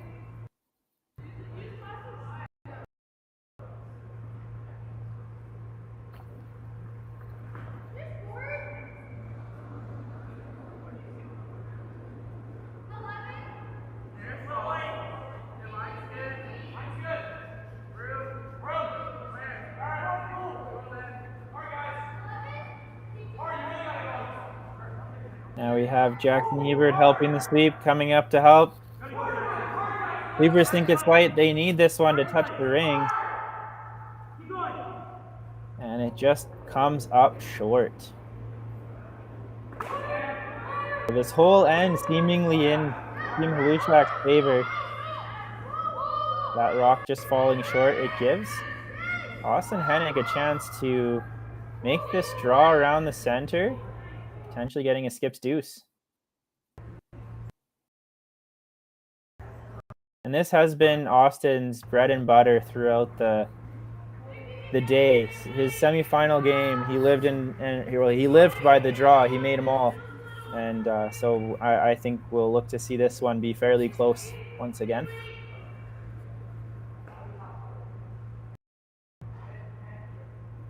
He must know this path pretty well, just looking at the two guards that he could potentially draw behind. One being a lot tighter to the rings. It looks, at least from our angle, it looks like the outturn might be easier to bury.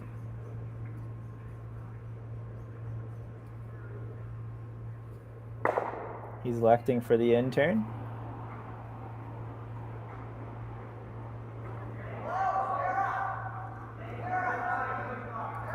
Looks like Hugo says it's a hair up here.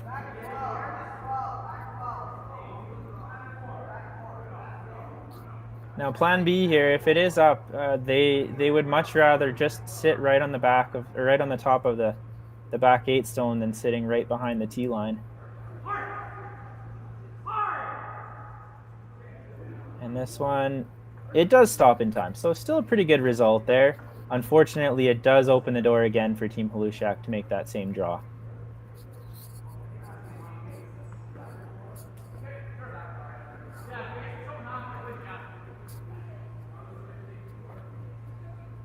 It seems like the common miss so far this game has been a little bit on the heavy side.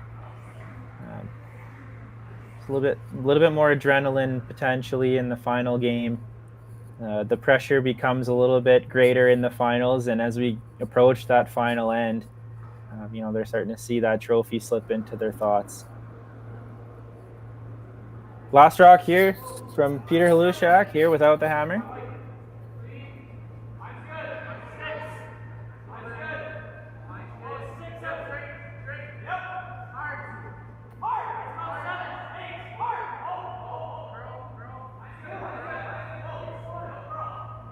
And he had one try at this already. Looks like attempt number 2 is golden. What a shot. Right on the tee line. Just behind the tee line. And it's going to force Team Hennig into a draw for 1.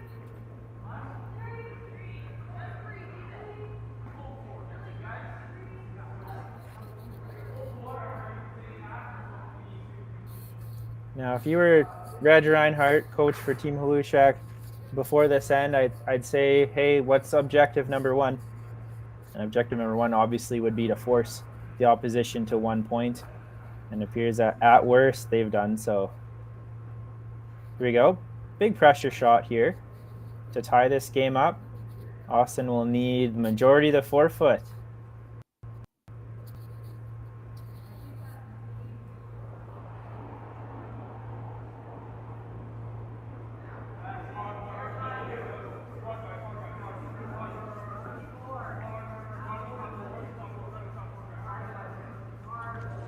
Austin Hennig peering from the side, potentially in front of the sweepers. The sweepers are digging hard for this stone. Sweeping really hard, trying to bite the forefoot, or at least getting half forward. Gotta get there. It's gotta get there. It's very close. And just comes up short. It will be a steal of 1 for Team Hlushak. They'll now take a 4-2 lead as we go into the 6th. Handcrafted in Canada, Hardline's ice pad has revolutionized curling for over a decade. Engineered with top-tier precision and durability, it is backed by an unmatched 10-year warranty. Designed for curlers at all levels to sweep effortlessly with maximum efficiency, it is trusted by the world's best curlers, including Olympic and world champions. It is quite simply the best broom in the game. Hardline. Join the revolution.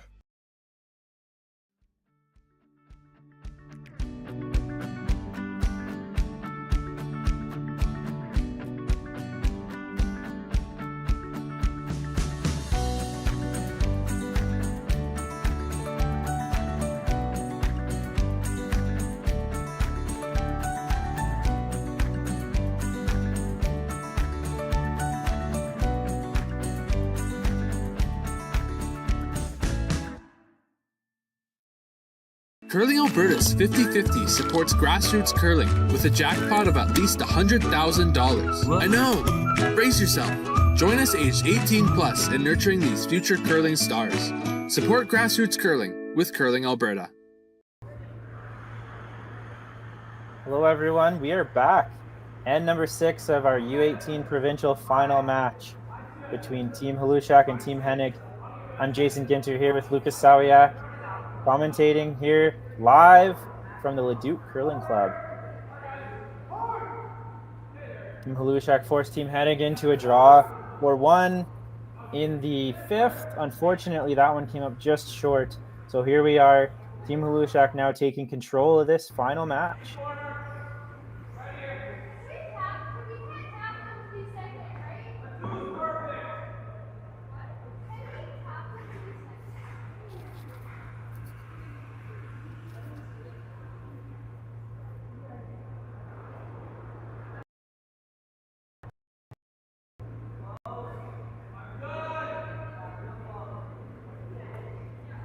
So here we are, Team Hennig out of the Saville Center, tossing up the corner guard. I think going into this 6th, then you're going to see a little more urgency to score a multiple now, being down by 2 points, than maybe they've shown thus far.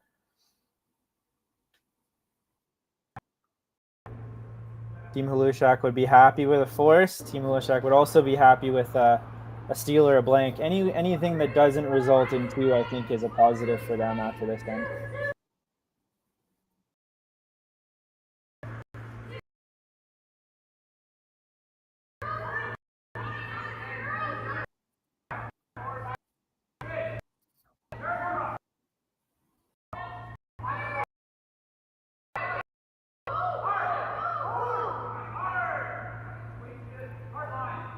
So there we are, 2 rocks into the house for Team Hlushak.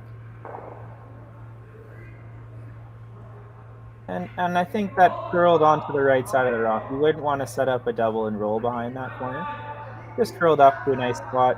Both those rocks are accessible to Team Hennig, but I think Team Hlushak would be quite happy having them play that takeout at this point in the end.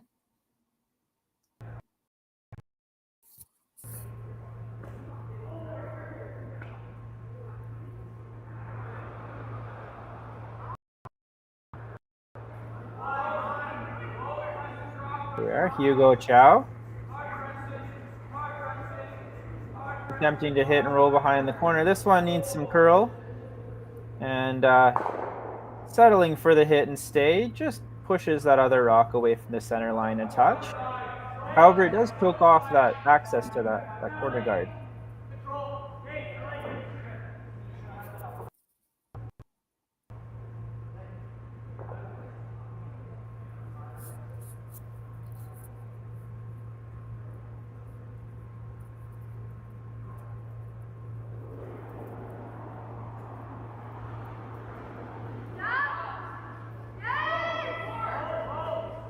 Derek Copper.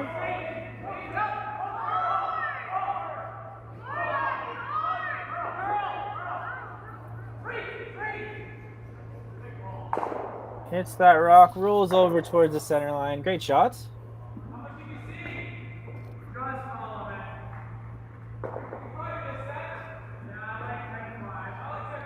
Team Hennig here in a little bit of an interesting situation. They do have a corner guard, but they are looking at a red top 12 and another one top 4 choking off the corner guard just a little bit. I believe they're attempting a little bit of a hit and roll, a little bit of a softer weight, potentially like hack. Preston Russell hard on the sweep, trying to make it curl. They could get lucky and just roll right under this red one. That's a pretty good result considering that they were a little wide, getting the most out of a poorly thrown shot. But theirs is in the rings, at least 3/4 buried, and forcing Beric Deprier in a little bit of a tricky port. If he's a little tight and hits his yellow or hits his top red one here, it'll give Team Hennig an opportunity to sink one under the corner and be set up for a deuce, potential deuce by the end of the season. Yeah, I think that at this point you're happy trading takeouts if you're Team Hlushak. If you're Team Hennig, I think you're trying to find a way to use that corner at all costs, and now with this rollout, it looks like they have the option to do that. Now, just looking over at the time situation now between the two teams, so they would have started with 34 minutes of thinking time, meaning that the time starts as soon as that rock the opposition rock stops, and it stops as soon as your rock passes the tee line at the front or at the throwing end. So it looks like Team Hlushak has about 20 minutes remaining, so they have plenty of time to discuss the last 3 ends. However, Team Hennig only has 12 minutes, so still doable. You know, they have over 4 minutes now per end, but something to monitor now as we get to the later part of this game.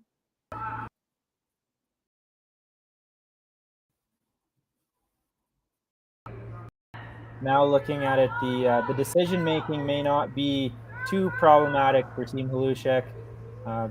They've elected to just peel this corner guard. A little bit of a head scratcher there from Team Hennig attempting to make that hit and roll on that shot. I think that was the time to make that come around. Once you saw the potential and that draw open, I would have taken a crack at it.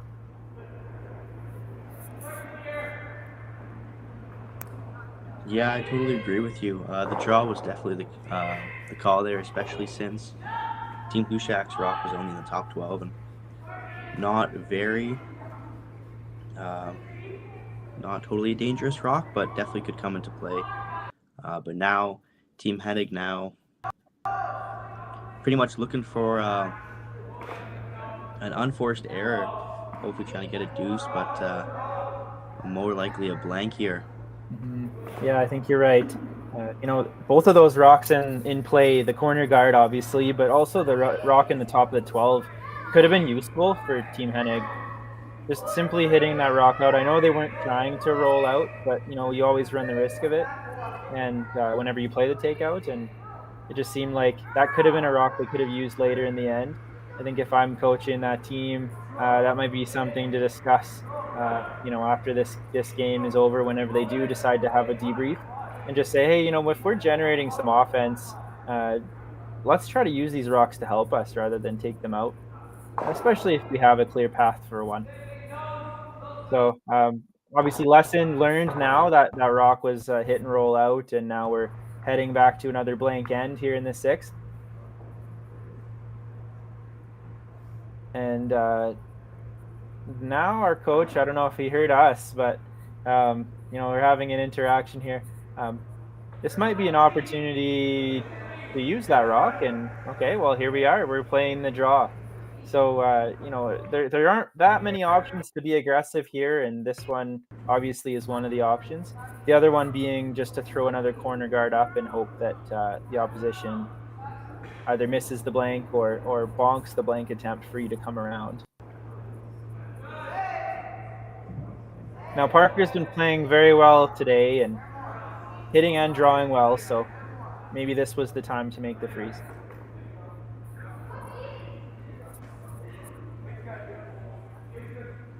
Sorry, I should say Preston has been playing very well.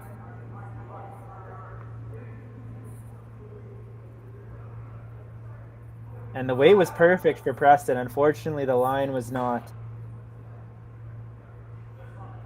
It just under curls.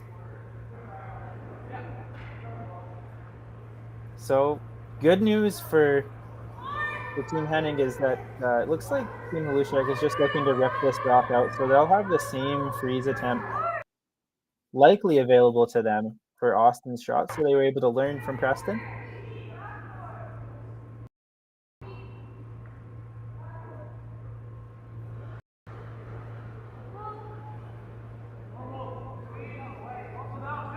Peter Hlushak's first shot of the 6th end.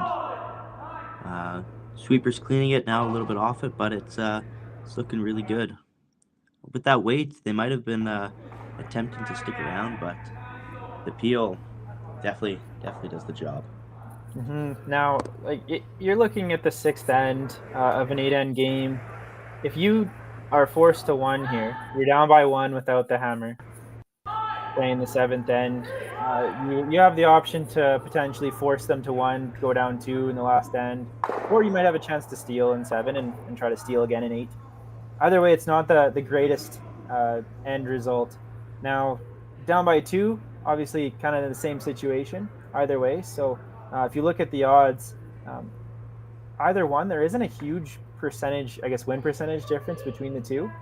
So I think that's why Team Hennig is okay trying to go harder for 2 here, just because there is a bigger difference, like a huge difference between being down 1 without the hammer, being down 2 with the hammer, and then being tied without the hammer. So they're going really hard for their 2 at all costs here, and playing I wouldn't say high risk shot, but playing the riskier shot of the 2 between the open takeout and the freeze, and likely the harder shot between the 2. And again, the weight was perfect.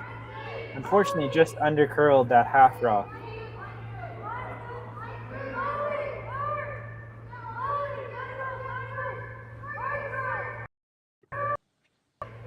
Peter just has to attempt the same shot he just tried previously, but based off the broom, he's throwing much more weight. Him personally, he likes to throw, when he's tasked to throw peel, he likes to throw a little bit more. As he shoots out the hack, he's a man who could throw a lot of weight very, very accurately. And Barrick on it a little early. Brings out just enough. And great shot, Peter. Yeah, just kind of got caught in between. I think they were hoping to stick around, either stick around or just play the clean pick to force Team Hennig into making that blank attempt. However, you'll see job accomplished. Yellow Rock leaves play, and we're likely to just see just a shot over in the other side of the sheet here. Austin wants to learn a little bit. Looks like he's playing an inside-out shot.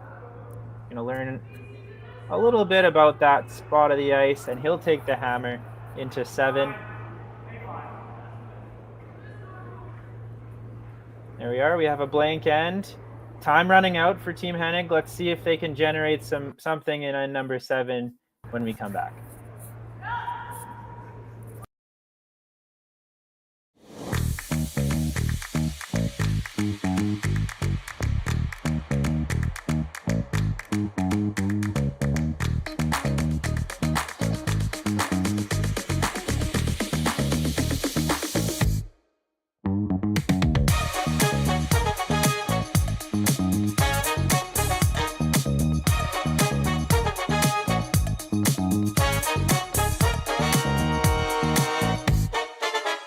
Hey Ben, what's the Aztec Safety online e-learning website again? Yeah, that would be aztecsafety.com. Fire extinguisher and firefighting, we'll send that one to Paul. Now here's a course I should probably take. Conflict resolution. Power line safety. Yeah, I thought it might help me with my line calls.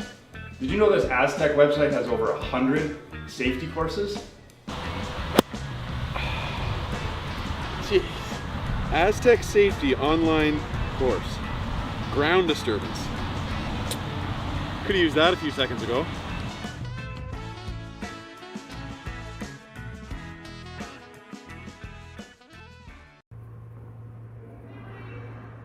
Welcome back. 2025 action of the U18 Alberta Provincial Championship. Team Hlushak versus Team Hennig. Team Hlushak, undefeated record heading into this game, taking on Team Hennig. They don't have the hammer. Team Hennig has the hammer, down by 2 and 7. And it looks like Team Hlushak has control of this game thus far. It's been I guess just a matter of executing on the opportunity, I think, so far throughout the game. Both teams have had their chances to either force or score their 2. We had the one draw for the single point in the 5th end, just fall short. And that's really been the difference in this game thus far. Just talking to Lucas during the break, it seems like the teams have been fairly well matched as far as percentages go going through. And it just looks like Team Hlushak has taken a little bit more of a lead in the second half of this game thus far.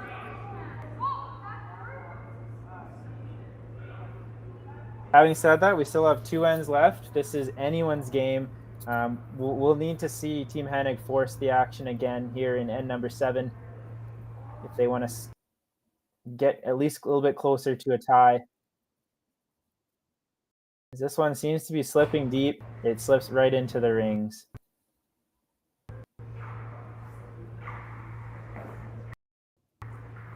That's the thing with the lead position. You play a lot of the same shots, and you might think that, hey, lead is an easy position. All you have to do is just put the rocks in the same place. It's just that the risk of the miss, or the result of that miss, that consequence, is pretty disastrous. That rock ends up in the house. Now Team Hlushak can just hit it. And now there's one last rock for Team Hennig to use moving forward. Now, if you're Team Hlushak there, Lucas, are you happy with that result, hitting and staying right there? Not really. It's just outside the house, right at the winger. Just down in the corner. Team Hennig can now put a guard right on top of it and use it to their advantage. I would have probably elected to throw a bit heavier weight, be a little bit aggressive, try to get a little bit roll in, and if you peel it out, that's totally okay. Yeah, I agree. Now it's important they use this red rock one way or another. So let's try to guard it. Make sure that we can use it now as a corner guard. So I'm happy to see that they didn't elect to take that rock out like they did in number 6. And they added another corner guard to the equation. So with this call now, Peter Hlushak is elected to just draw to choke off that corner guard. And however, I like the call. It's a good call. However, it does bring play completely over to the wing. If they did elect to throw a center guard or bring play towards the center by throwing another rock in the top of the house there, you might see Team Hennig just be tempted at least to make that takeout. Obviously, when takeouts are in play, there's the risk of rolling out, and then you might get a chance to peel the guard later. So, yeah, interesting call. We'll see if it works out for Team Hlushak. Just comes up a bit short. So, yes, it does accomplish the task of choking off the corner. However, it is essentially another corner. So here we are. Game on.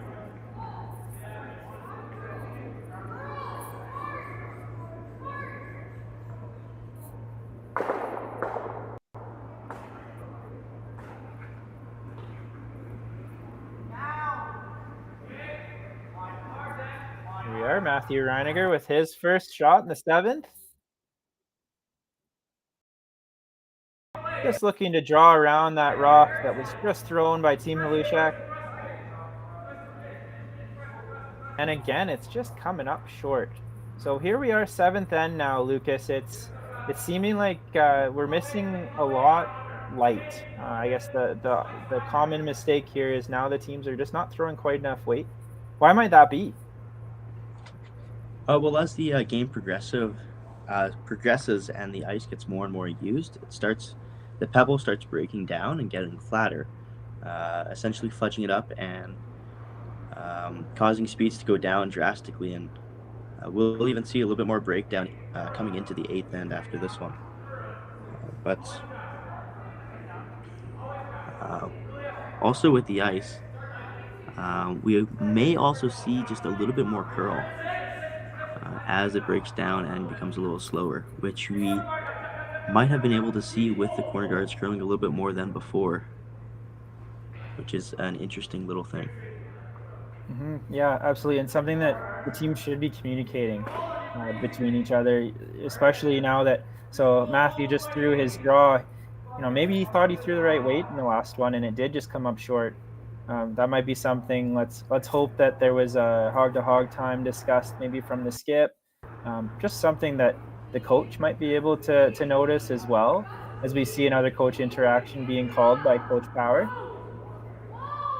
Now, as those guards came up short, it's now bringing play a lot closer to the center line. That whole side of the sheet seems to be choked off now.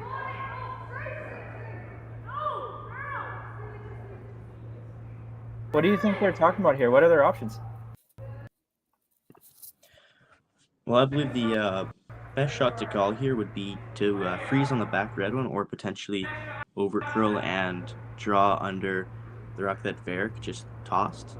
I don't see any need peeling the guards or hitting the top 12 one, as guards in play would help you, as you need a deuce here in order to stay alive and have a better chance at winning this game.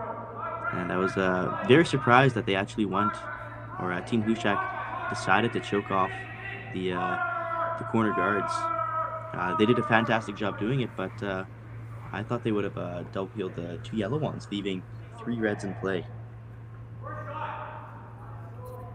Yes, I think it might almost be too late now to start peeling it. I mean, you have essentially 4 guards now on one side of the sheet. Another rock in the top 12 that, you can come around that one as well. The best guard might just be second shot at this point.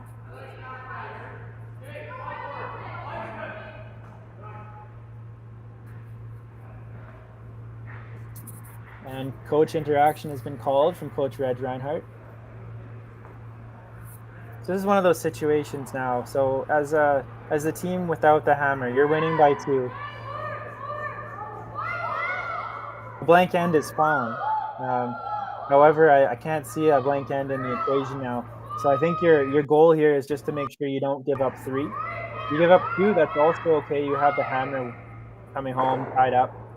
Just whatever you can do strategically to prevent 3 from ever popping into the equation, I think that's what you want to do. And if that means you have to be a little bit less aggressive at times just to concede the 2, that might be an option. But we'll see later in the end as this end progresses what types of decision-making Team Hlushak decides to do. At this point, they're in a pretty good situation. They have shot rock. They have third shot rock and fourth. And they have a Team Hennig rock that is wide open. So they have the option to play the takeout. However, they run the risk of jamming if they do play the takeout. And if they don't jam, they're going to open up that draw again for Team Hennig. So it looks like the coach has decided, or I guess the team has decided with the input of the coach, to just play that draw around and get second shot. Tuck at least a piece around that rock in the top of the 8-foot.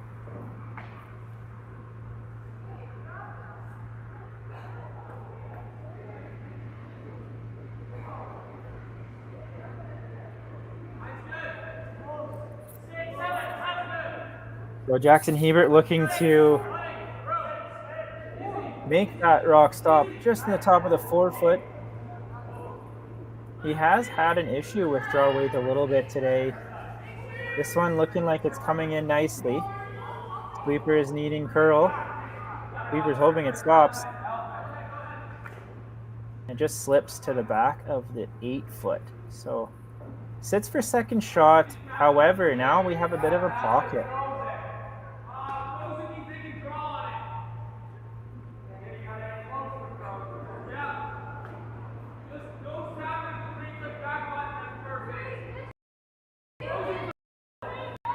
You can tell in Austin's voice he's a bit excited at this opportunity.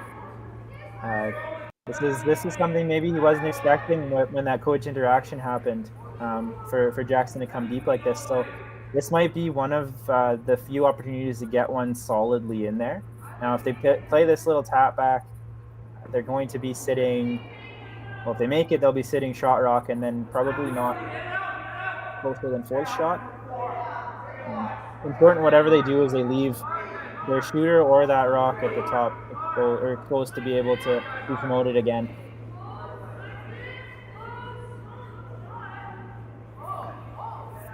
Just being caught again with this rock coming up short.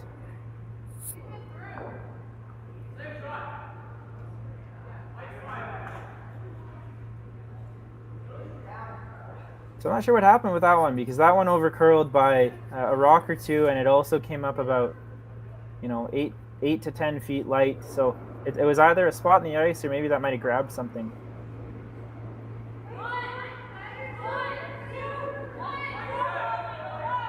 Jackson getting another chance at this draw. Did he make the adjustment?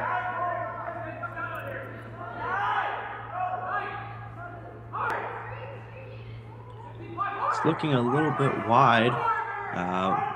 Varick on the sweep trying to make it curl.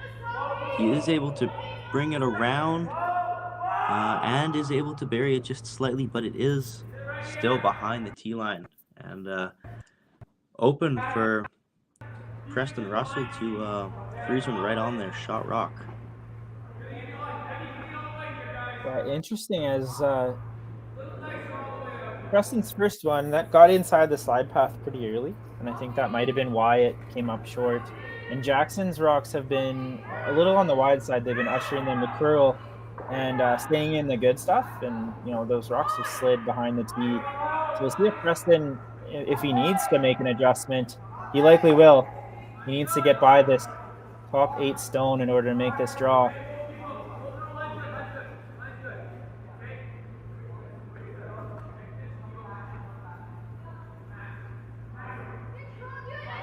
This one needing to curl. If the weight's good, the line still needs to curl. Oh, what a shot. I think it's still shot rock. Great weight, great result. Good sweep on the curl at the end. It looks like Team Hennig is sitting shot stone.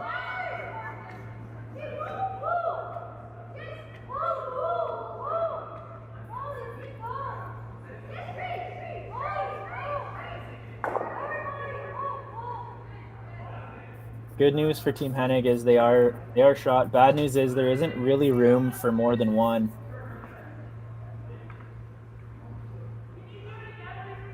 And we have Peter Hlushak winding up another big weight takeout attempt.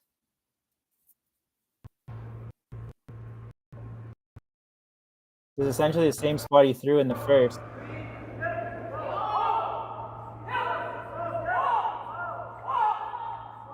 He gets one, and he gets two. Great shot. And this leaves Peter Hlushak sitting 5-6 in the house. And Team Hennig now in a bit of trouble.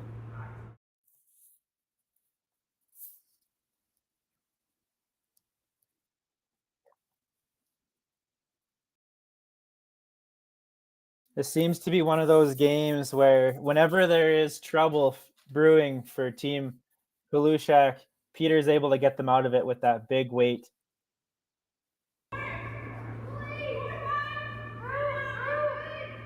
So having said all that, we've seen Austin Hennig make a few great draws already today, and he's one more draw away from forcing Peter into making something to force.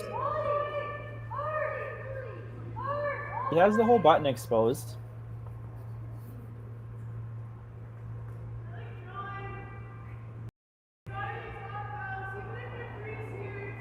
Austin Hennig, first rock and end number 7.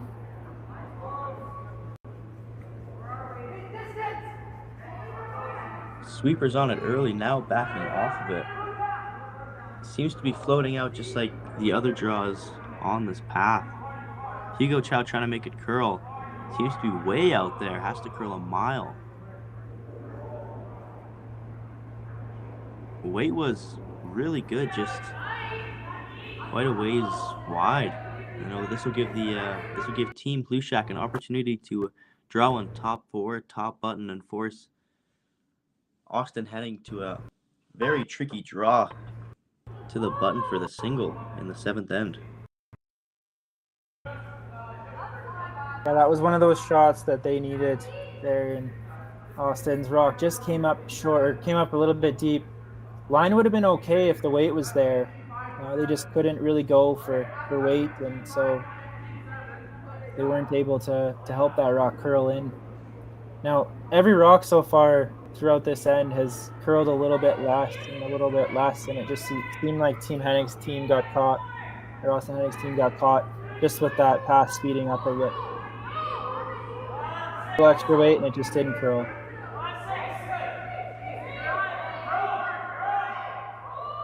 So Peter Hlushak's last rock here without the hammer in end number 7. This one also hanging out there.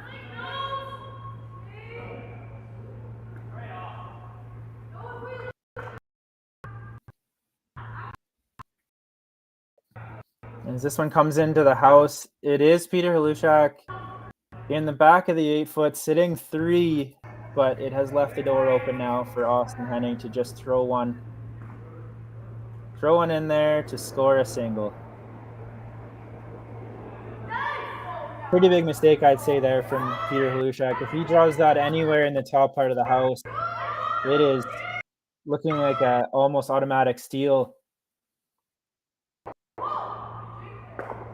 We'll see if Austin can reel this one back. Needs a few feet less than he just threw. If I'm Austin here, I'm making sure that the sweepers are on this one.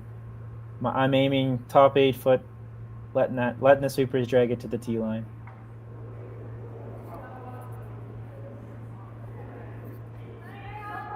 Last rock, end number 7, Austin Hennig.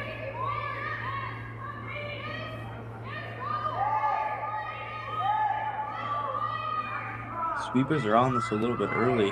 Looks down. Line looking a little bit better than his last shot, potentially a little bit tight. Line's perfect. Weight just has to be there. Sweepers gotta get all the way to the button. Great shot. Covers the lid. Austin Hennig gets a single point in end number 7. It'll be 4-3 for Team Hlushak going into 8. Team Hlushak has the lead and the hammer as we get into our 8th end of action. I don't remember a time when curling wasn't a part of my life. When I wasn't putting in the sweat and hard work to be the best that I can be. Clocking in the time, the effort to practice day in, day out. Curling is more than just a game. It's a family, a community. And when it's time to play, I know I'll be ready.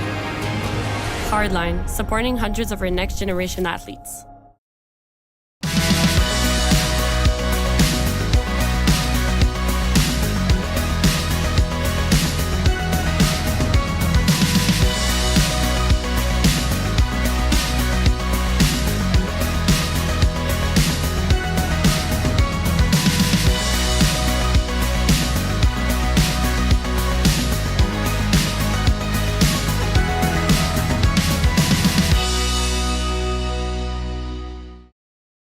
So you're a pizza person, but you're married to a wing person, and your kids are salad people? You can't pick your fam, but with over 50 menu items to choose from, you can make them all happy. Order today and enjoy Boston pizza at home. Welcome back. We're in the 8th end now of our final game, 2025 U18 Alberta Provincial final. Team Hlushak has the lead 4-3. They also hold the last rock advantage in end number 8. I'm Jason Ginter here with Lucas Sawiak as we present to you the action here in the Leduc Curling Club live through Curling Stadium Live. Now, obviously, this is desperation time for Team Hennig. They need a steal here. And Team Hlushak, they just want to prevent any score. So scoring one works, blank end works. You'll see a lot of rocks around the center, and we'll see if Team Hlushak can make that final shot for the win.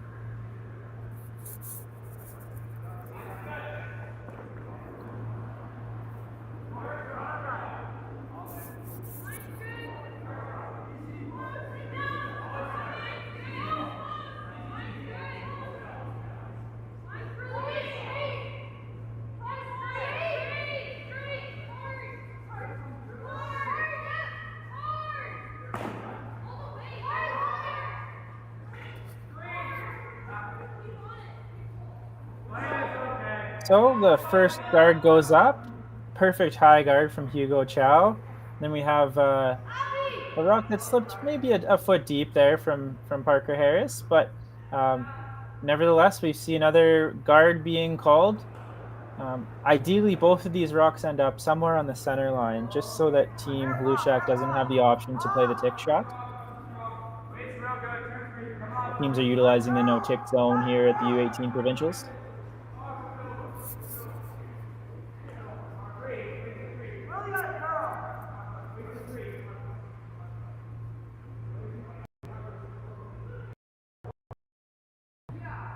So that rock, unfortunately, doesn't touch the center. So it gives Team Hlushak at least an option to tick it. However, because they aren't lined up, there is a double peel accessible. And a lot of teams, they're just electing to throw two around the center regardless.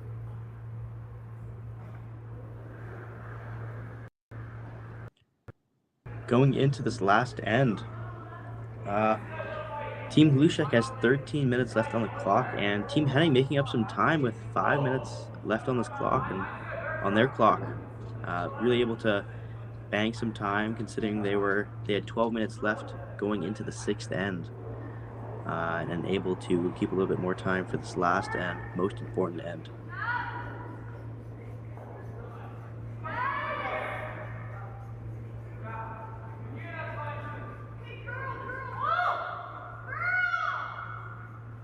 Just giving a bit of an update on the women's game as well. Team Yurko versus Team Desormo. Team Yurko was winning 5-2, and Team Desormo did have a chance for 4 in the sixth end. However, just missed the come around hit. Yurko stole one, so Yurko is now leading 6-2.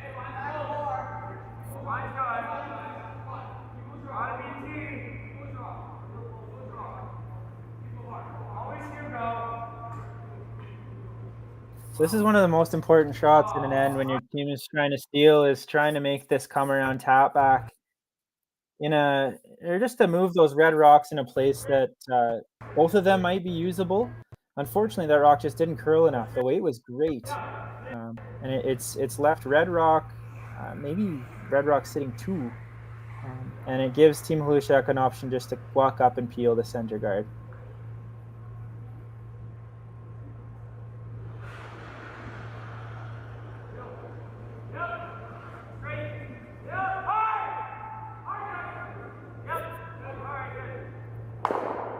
And makes no mistake with the peel.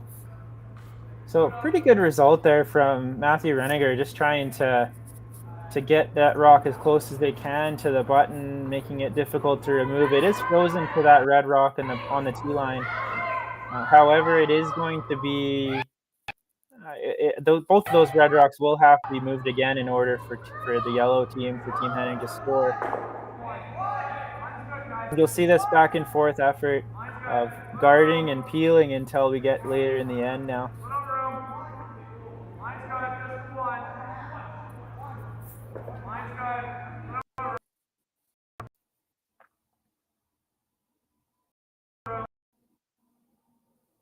Matthew pretty happy with that one. Now, would you ever try to make contact with both of these rocks? I believe you should just keep guarding your yellow in the house for a little bit until thirds last, and then make a little bit of a play on the reds in the house. Maybe throw back 8, try to hit 3/4 of the top red, and push him just behind the tee line for a little bit of backing, and then potentially for Austin's last, put another one in the 4-foot, and force Peter to throw a very precise rocket or a precise little hit and roll tap, just making sure Peter has a tricky shot on his last. So I believe you should eventually play in the center, but as of right now, just keep replacing the guard. Yeah, I think that's something we have seen a lot of, is Team Hennig forcing Team Hlushak to play a precise big weight shot. So if I'm Team Hennig, I'm gonna try to make him draw if I can.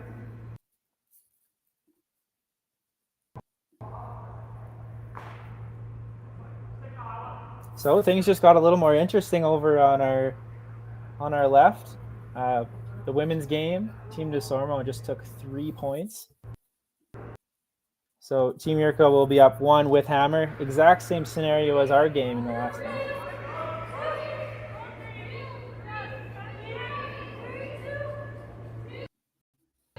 And Jackson Hebert makes the peel once more.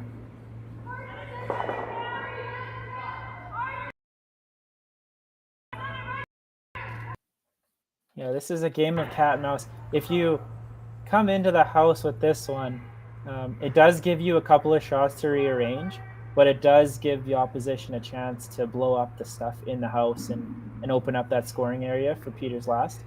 So it looks like they're waiting one more, throwing another center guard. At some point, though, you might think, well, hey, if Peter Hlushak can just throw a guard on his own rock, then maybe Team Hennig doesn't have a chance to get into the house and sit shot rock. So we can't wait too long.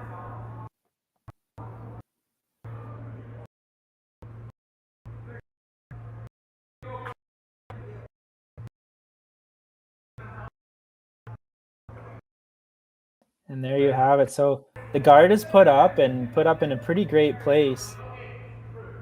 Makes Peter at least think about, hey, if we just freeze another one in here, we might not even have to throw our last one. So looks like that's the call.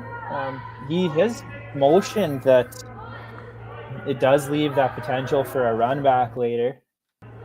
And Jackson says, okay, well, we'd rather leave a shot for us to make rather than them. So he's playing the peel.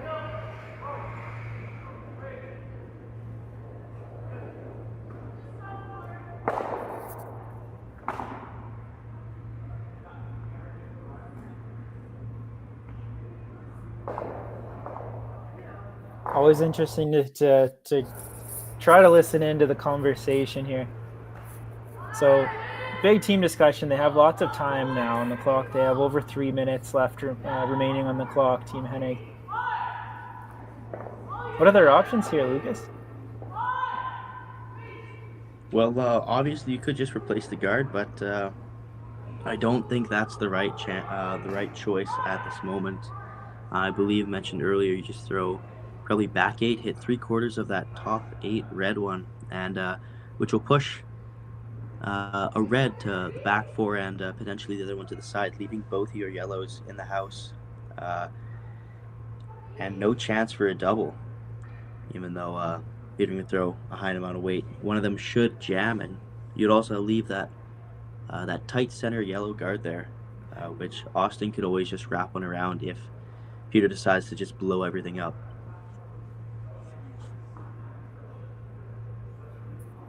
Yeah, I think you're right. They definitely have to make a move now. It's just a matter of where's the best place to leave your shooter and where's the best place to tap these red rocks. Like you said, there is an opportunity. I think you're going to have to sit shot rock at the end of this. Otherwise, Team Hlushak might just guard it. But there is an opportunity to have both of your yellow rocks sit right in front of the reds, leaving them both.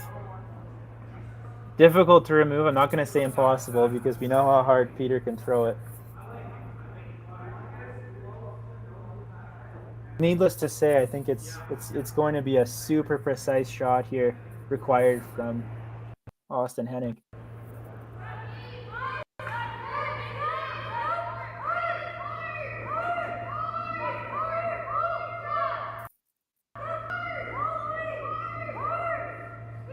So this is now it's approaching the slide path. So it's a bit of a question mark as to how much weight Austin's going to have to throw here.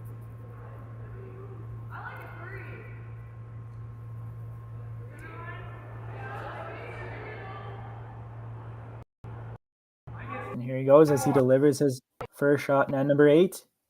Here in T-line on its own.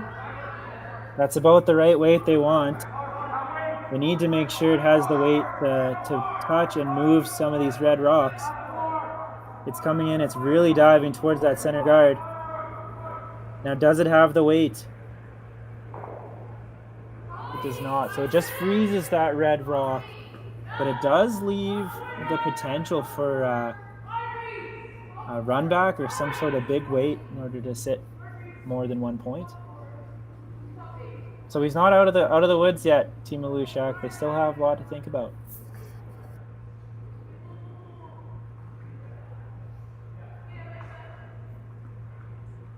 Peter lining up a shot for him to throw massive weight, trying to skinny the top yellow one, trying to punch it over and clip in the back yellow one, potentially doubling them both out, leaving their red one shot buried on the tee line. A very, very precise shot, but again, Peter, very precise with these heavyweight shots. And if he's a little bit wide, he could straight up kill the side yellow one that is fully open and sit there shot with the same one on the tee line. It does appear to be a little bit wide, but might curl in just enough. Not quite, but still a pretty good shot. But it will allow Team Hennig to throw a nose double to get shot 2 in a very, very tricky spot that Peter will have to throw into. Yeah, very interesting. He did make the shot and almost got a piece of that yellow to remove both of them.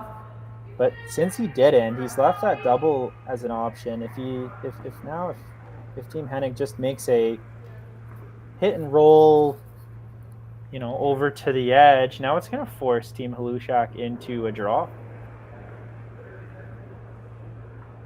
I think the one place he really doesn't want to end up here is right on the nose, because it will just allow Peter to run up the sheet and slash double those two out. And I think you really want to make Peter draw if you can.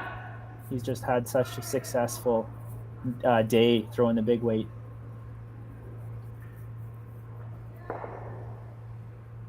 So here we go. Team Hennig. Austin Hennig needs the double to keep his team alive.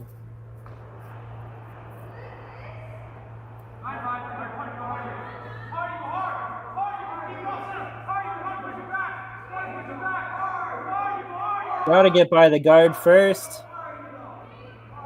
Gets by the guard and misses the back red. So that'll be it. Team Hlushak scores their single point in the 8th end, and they will take the U18 Provincial Championship. Congratulations, Team Hlushak, on a very successful, undefeated Provincial Championship. That's Peter Hlushak, Jackson Hebert, Eric Ducker, Parker Harris, Nate Burton, and Reg Reinhardt are U18 Men's Provincial Champions in 2025. Congratulations to their team. Congratulations as well to our runner-ups, Team Hennig. Fantastic performance throughout the day today and throughout this week, as you see the elation on the faces of Team Hlushak. They didn't lose. What a great performance throughout. Well, Lucas, what were the keys to victory for this team? Well, obviously started off just a little bit slow, playing 60% in the first half compared to 69% Team Hennig, but they really picked it up in the second half, curling 72%, really picking it up by 12%. And they were just able to raise their execution level and make most out of every single shot with limited zeros on the board. Only one in that second half. So they're just able to get everything, something out of every shot, and that really, really helped them and excelled them towards this win and allowed them to take the dub. Definitely. Sorry. Hey, no worries. I know. Looks like our production is moving over to the U18 girls game as well, so we'll stay on and do a little commentary over there for those of you that are interested. We'll also just give an MVP award, I think, through the game we had from today, our men's final.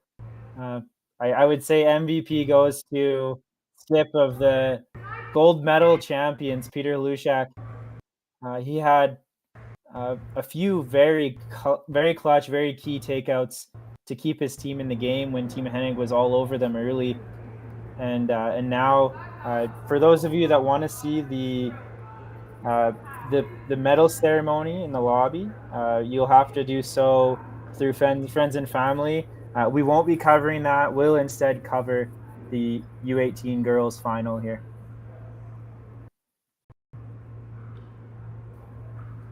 So it looks like Team DeSormo down one without the hammer there. Looks like they're throwing the Yellowstones. And I'm counting yellow rocks. It looks like Abby DeSormo was throwing her first in the 8th end.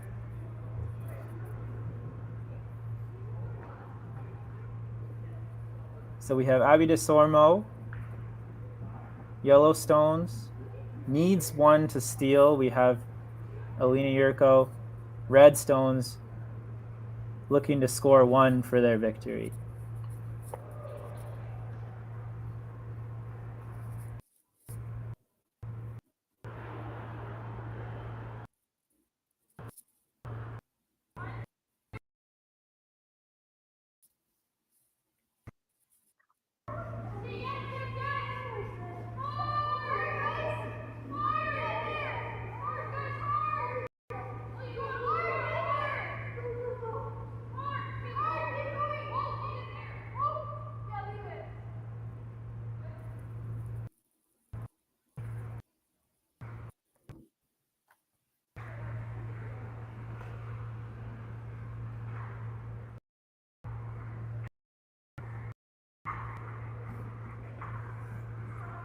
So for those of you that want to watch the rest of this game, let's actually usher you over to their stream on YouTube. We don't want to take the commentary credit away from the game going on the other stream. So we're gonna send you over to that stream after this shot concludes. So you will see that game on YouTube, Curling Stadium or Curling Alberta. Just search U18 Women's Alberta Provincial Final. You should find it. Handcrafted in Canada, Hardline's ice pad has revolutionized curling for over a decade. Engineered with top-tier precision and durability, it is backed by an unmatched 10-year warranty. Designed for curlers at all levels to sweep effortlessly with maximum efficiency, it is trusted by the world's best curlers, including Olympic and world champions. It is quite simply the best broom in the game. Hardline. Join the revolution. Curling Alberta's 50/50 supports grassroots curling with a jackpot of at least $100,000. I know! Brace yourself. Join us aged 18 plus in nurturing these future curling stars. Support grassroots curling with Curling Alberta. So you're a pizza person, but you're married to a wing person, and your kids are salad people? You can't pick your fam, but with over 50 menu items to choose from, you can make them all happy. Order today and enjoy Boston pizza at home.